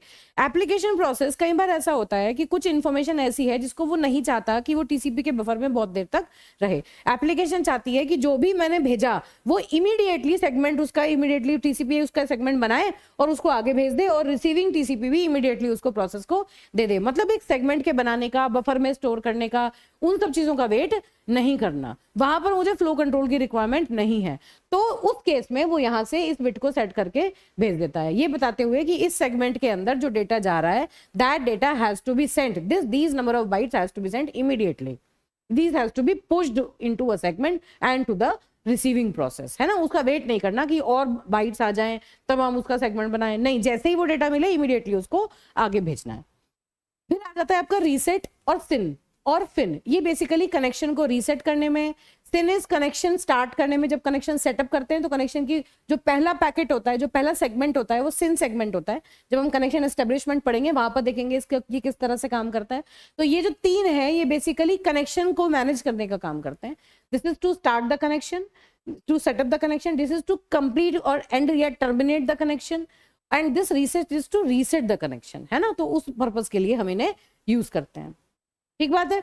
अब ये छोटी छोटी जो बातें लिखी है मैंने कोशिश करी थोड़ा सा डिटेल में आपको बता दूं। जैसे पुश के लिए मैंने आपको बताया कि डेटा को पुश करता है। पुश करने का मतलब कि जो सेंडिंग एप्लीकेशन है वो पहले ही कहती है कि भाई बफर में इकट्ठा मत करना, जैसे ही हम डेटा भेज रहे हैं ये बाइट्स तो आपको इमीडिएटली भेज देना है, इमीडिएटली इनका सेगमेंट बनाओ और ट्रांसमिट कर दो, ठीक है। और अर्जेंट क्या कहता है कि जो डेटा अब मैंने भेजा, इस डेटा को, इसके आगे वाला जो डेटा है, अब नेचुरली नॉर्मली क्या होता है कि पहले ये बाइट जाएगा, फिर ये बाइट जाएगा, फिर ये बाइट जाएगा, फिर ये बाइट जाएगा, तब इसका नंबर आएगा।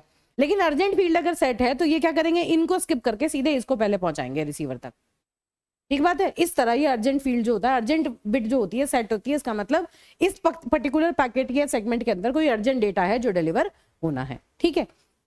अब देखो विंडो साइज जो मैंने आपको बताया कि रिसीवर विंडो जो है उसका साइज पहले से ही एडवर्टाइज करके छोड़ दिया जाता है। रिसीवर बता देता है कि भाई मेरे पास मैक्सिमम कैपेसिटी इतनी है, इससे ज्यादा डेटा मैं एक बार में कैरी नहीं कर पाऊंगा। सेंडर को ध्यान रखना पड़ता है ना, सेंडर को ध्यान रखना है कि इससे ज्यादा डेटा उसको नहीं भेजना। चेकसम के बारे में बात हो गई हमारी। अब अर्जेंट पॉइंटर, अर्जेंट पॉइंटर क्या बताता है, अब ये बहुत बहुत इंपॉर्टेंट बात है। अर्जेंट फील्ड या अर्जेंट जो फ्लैग था, बिट थी, वो 1 थी, अगर सेट कर दी तो इसका मतलब है कि इस पर्टिकुलर सेगमेंट में कोई ना कोई डेटा है जो अर्जेंटली डिलीवर होना है ना। जो उससे पहले वाले सारे बाइट छोड़ के वहां से आपको डेटा डिलीवर करना शुरू करना है। अब ये जो अर्जेंट पॉइंटर है ये क्या बताता है आपको, देखो मान लो ये हम हेडर की बात कर रहे हैं, ये हेडर है और यहां पर हेडर में ये है अर्जेंट बिट जिसको मैंने 1 सेट कर रखा है ना, और यहां ये अर्जेंट पॉइंटर है, यहां पर यहां तक कहीं मान लो हेडर है, दिस इज हेडर, है ना, सेगमेंट हेडर जिसकी बात कर रही हूं मैं, और ये है मेरा अर्जेंट पॉइंटर। तो ये क्या बता रहा है इसके अंदर, अब ये जो ये है पूरा मेरा डेटा, इस डेटा पार्ट के अंदर इस तरह से बाइट्स हैं, है ना। तो अर्जेंट फील्ड की वैल्यू 1 सेट है। ये क्या बता रहा है कि इसका मतलब इसके डेटा पार्ट में कुछ बाइट्स ऐसे हैं जो अर्जेंटली डिलीवर होने हैं। और अर्जेंट पॉइंटर क्या कहता है, अर्जेंट पॉइंटर ये कहता है, मान लो अर्जेंट पॉइंटर की वैल्यू है 100, है ना, और ये जो सेगमेंट है इसका सीक्वेंस नंबर है 1000, मतलब इसके पहले बाइट का नंबर क्या हुआ 1000, है ना। तो और अर्जेंट पॉइंटर की वैल्यू है 100, तो इसका मतलब है कि इसका जो पहला वाला बाइट है उससे लेके 100 बाइट्स, पहले 100 बाइट्स इसमें ऐड कर दो, ये जो सीक्वेंस नंबर है इसमें ही अर्जेंट पॉइंटर की वैल्यू ऐड करो, क्या होगा 1000 प्लस 100 मतलब 1100, 1100 यहां तक का 1100 तक का जो बाइट नंबर है वहां तक का जो डेटा है वो आपका अर्जेंट डेटा है। तो ये कैसे पता चलेगा भाई कितना डेटा अर्जेंट डेटा है, क्या सारा डेटा अर्जेंट डेटा है, नहीं, अर्जेंट फील्ड की वैल्यू 1 सेट है, ये जो फ्लैग है इसकी वैल्यू 1 है, इसका मतलब इस सेगमेंट के अंदर अर्जेंट डेटा है जो इमीडिएटली डिलीवर होना है। पहले वाले डेटा को स्किप करके। और अर्जेंट पॉइंटर ये बताता है कि कितने बाइट कहां तक वो डेटा जो है उसकी ये बाउंड्री बताता है कि कहां तक का डेटा जो है वो अर्जेंट डेटा है। तो सीक्वेंस नंबर में उतने जो अर्जेंट पॉइंटर की वैल्यू है उसे ऐड करके हम ये निकाल लेते हैं कहां तक का डेटा अर्जेंट है। तो इतना जो डेटा होगा बाकी के डेटा को छोड़ के इतना डेटा पहले सेंडिंग प्रोसेस जो पहले रिसीवर प्रोसेस को दे दिया जाएगा, इसके बाद वाला जो है उसे रोक दिया जाएगा। इसका मतलब होता है ये, ठीक है। अब तो पढ़ लेते हैं, चलिए। The 16-bit field which is valid only if urgent flag is set. Obviously urgent flag set है तभी तो ये वैलिड है। अगर यहाँ पे ये हमने सेट नहीं कर रखा तो ये तो इनवैलिड है। अगर कोई अर्जेंट डेटा नहीं है तो पॉइंटर का कोई सेंस ही नहीं है, उस केस में ये इनवैलिड होगा, है ना। Used when segment contains urgent data. It defines the number that must be added to the sequence number to obtain the number of the last urgent byte in the data section of the segment. मतलब last urgent byte कौन सा है? 1100 वाला bite. इसके बाद वाला bite हमें नहीं चाहिए, यहां तक का जो डेटा है वो अर्जेंट है, ठीक बात है। ऑप्शंस क्या होते हैं इसके लास्ट में? क्या है देखो, हेडर में देखो, तो यहां तक का डेटा, यहां तक की सारी चीजें हमने डिस्कस कर ली। अब आता है आपको ऑप्शंस एंड पैडिंग। ये क्या है? ऑप्शंस में मल्टीपल ऑप्शन, जैसे हम यूजुअली क्या चीज होती है इसमें कि maximum segment size, MSS, maximum segment size, ये डिफाइन हो जाता है ऑप्शंस में। Multiple options are there, one of the option is this is maximum segment size. इस बात का क्या मतलब है? इस बात का मतलब है कि ये है सेंडर है, जैसे सेंडर ने अपनी विंडो को एडवर्टाइज कर दिया था ना कि भाई अगर आप मुझे भेज रहे हो तो मेरी मैक्सिमम कैपेसिटी इतनी है, इससे ज्यादा बाइट्स में नहीं कंज्यूम कर पाता एक बार में, है ना। उसने मैक्सिमम कैपेसिटी अपनी बता दी फ्लो कंट्रोल के लिए, इससे ज्यादा आप मुझे भेजोगे तो आपका डेटा लॉस हो जाएगा। और साथ में वो मैक्सिमम सेगमेंट साइज बता रहा है कि इससे बड़ा सेगमेंट मत भेजना। तो दोनों में क्या डिफरेंस है? ये जो है मैक्सिमम कैपेसिटी ये कहता है कि भाई अगर मान लो यहाँ 10,000 है, मैक्सिमम कैपेसिटी में इसने कहा 10,000 मेरी मैक्सिमम कैपेसिटी है ना। चलो एक तरीके से यहां पे देखो, चलो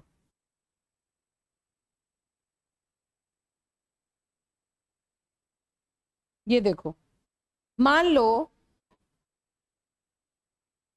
सेंडर ने बोला कि मेरा जो विंडो साइज है उसकी वैल्यू जो उसने बोली वो बोली 10,000।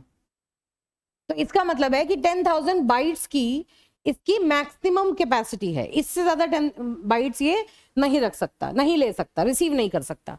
और मैक्सिमम सेगमेंट साइज मान लो इसने कहा 1000 बाइट का। इस बात का क्या मतलब है? इसका मतलब ये है, ये कह रहा है कि मैक्सिमम आप मुझे 10,000 बाइट्स भेज सकते हो, लेकिन इसका मतलब ये नहीं है कि 10,000 के 10,000 बाइट्स एक साथ भेज दोगे।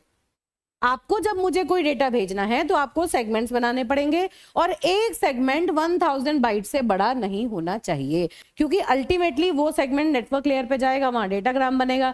फिर जो अंडरलाइंग लेयर्स हैं उनकी लिमिटेशन होती है। ईथरनेट की क्या लिमिटेशन थी?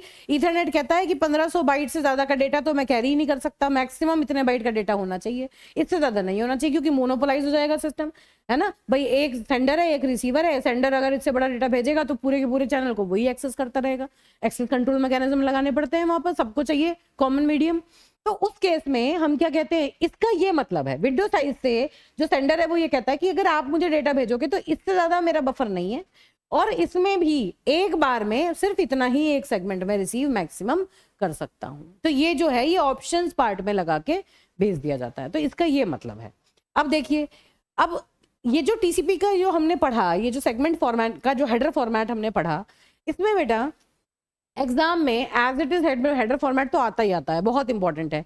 ये भी एक क्वेश्चन, ये भी AKTU का क्वेश्चन है जो मैंने यहाँ पर डाला हुआ है। इसमें क्या किया कि आपको एक एक फील्ड बिल्कुल बाय हार्ट याद होना चाहिए, कितने बिट का है, कहां पर पहले कौन सा है बाद में कौन सा है। क्यों? क्योंकि देखो इस तरह के क्वेश्चंस बन जाते हैं। आपको एक हेडर में बिट्स की फॉर्म में आपको यहाँ पर वैल्यूज दी हुई है, हेक्साडेसिमल डिजिट्स की फॉर्म में, आपसे अलग अलग वैल्यूज पूछी हैं कि बताइए कौन सी चीज यहाँ पर क्या है। पढ़ो पहले क्वेश्चन को। Following is a dump of a TCP header in hexadecimal format. Hexadecimal format में आपको TCP का हेडर दिया हुआ है।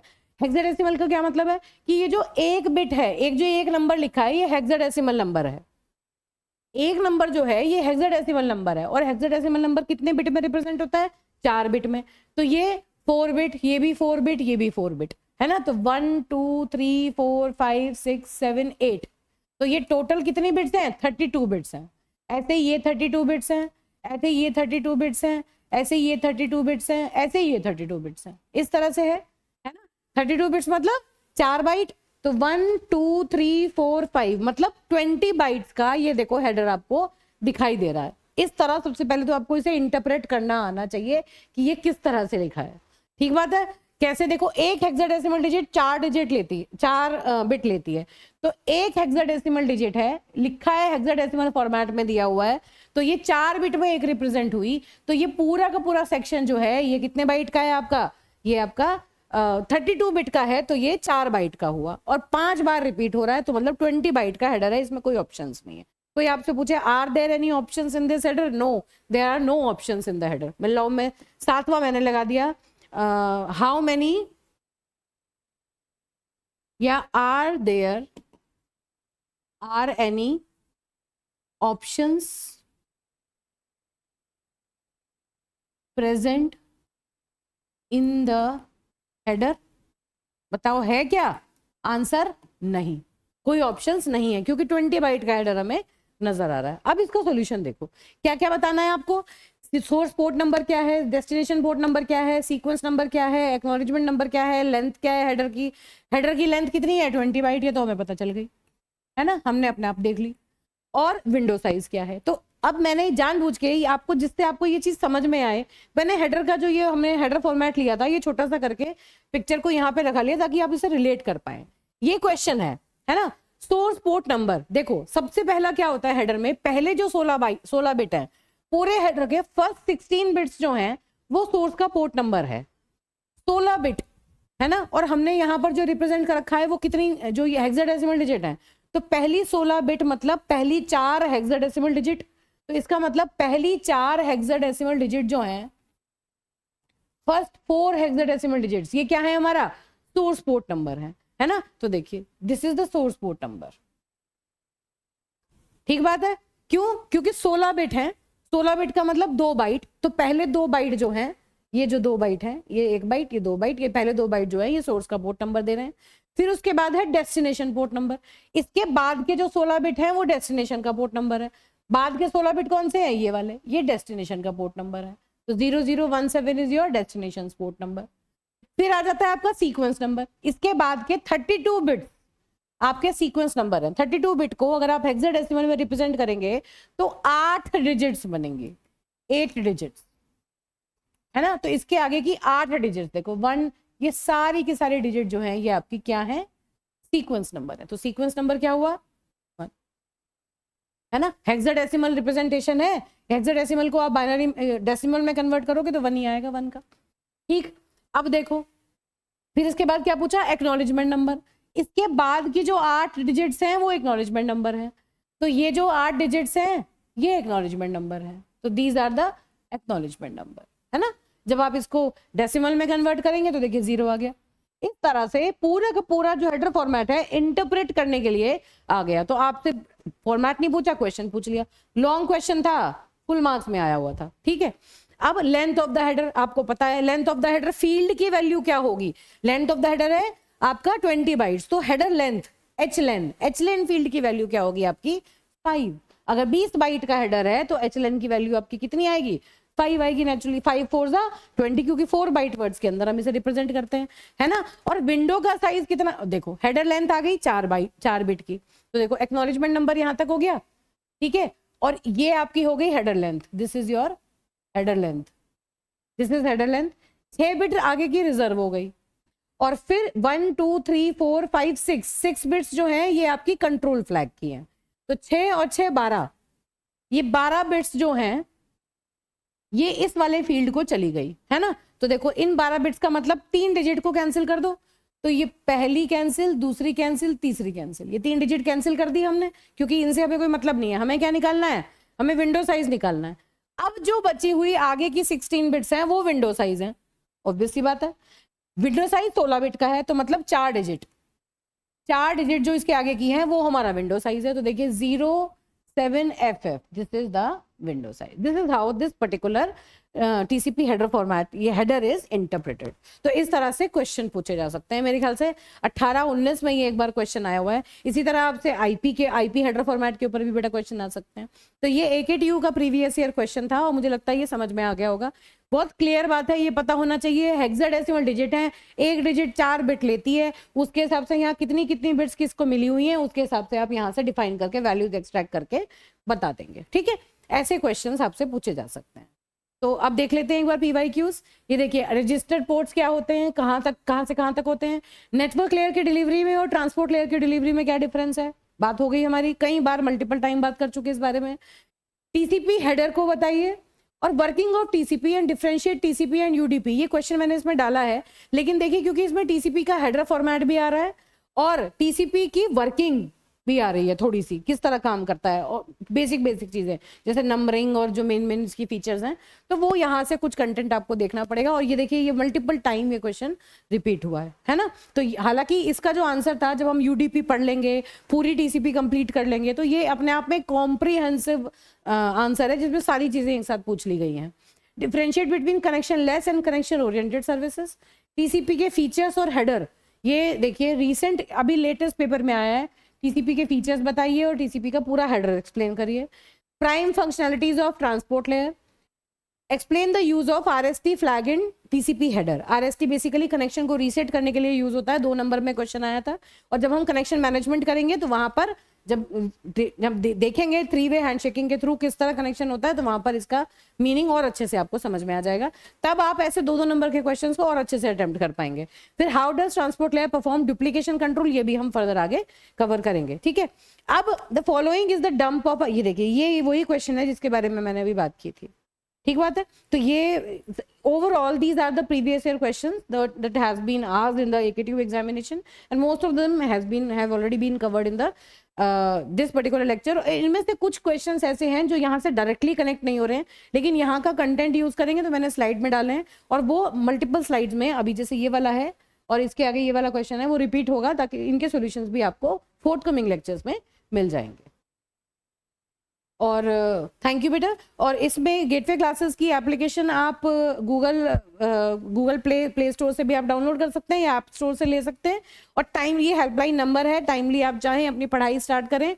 और ये बिल्कुल हाई टाइम है आपका, अब आप टाइमली आप डिटेल लेक्चर भी देख सकते हैं और सारे के सारे आपको PYQ के सॉल्यूशंस और सारे नोट्स, सारे PDF आपको एप्लीकेशन में ऑलरेडी अवेलेबल हैं। आप लोग वहाँ से सब्सक्राइब करके एप्लीकेशन को ईजिली उससे पढ़ सकते हैं। Thank you.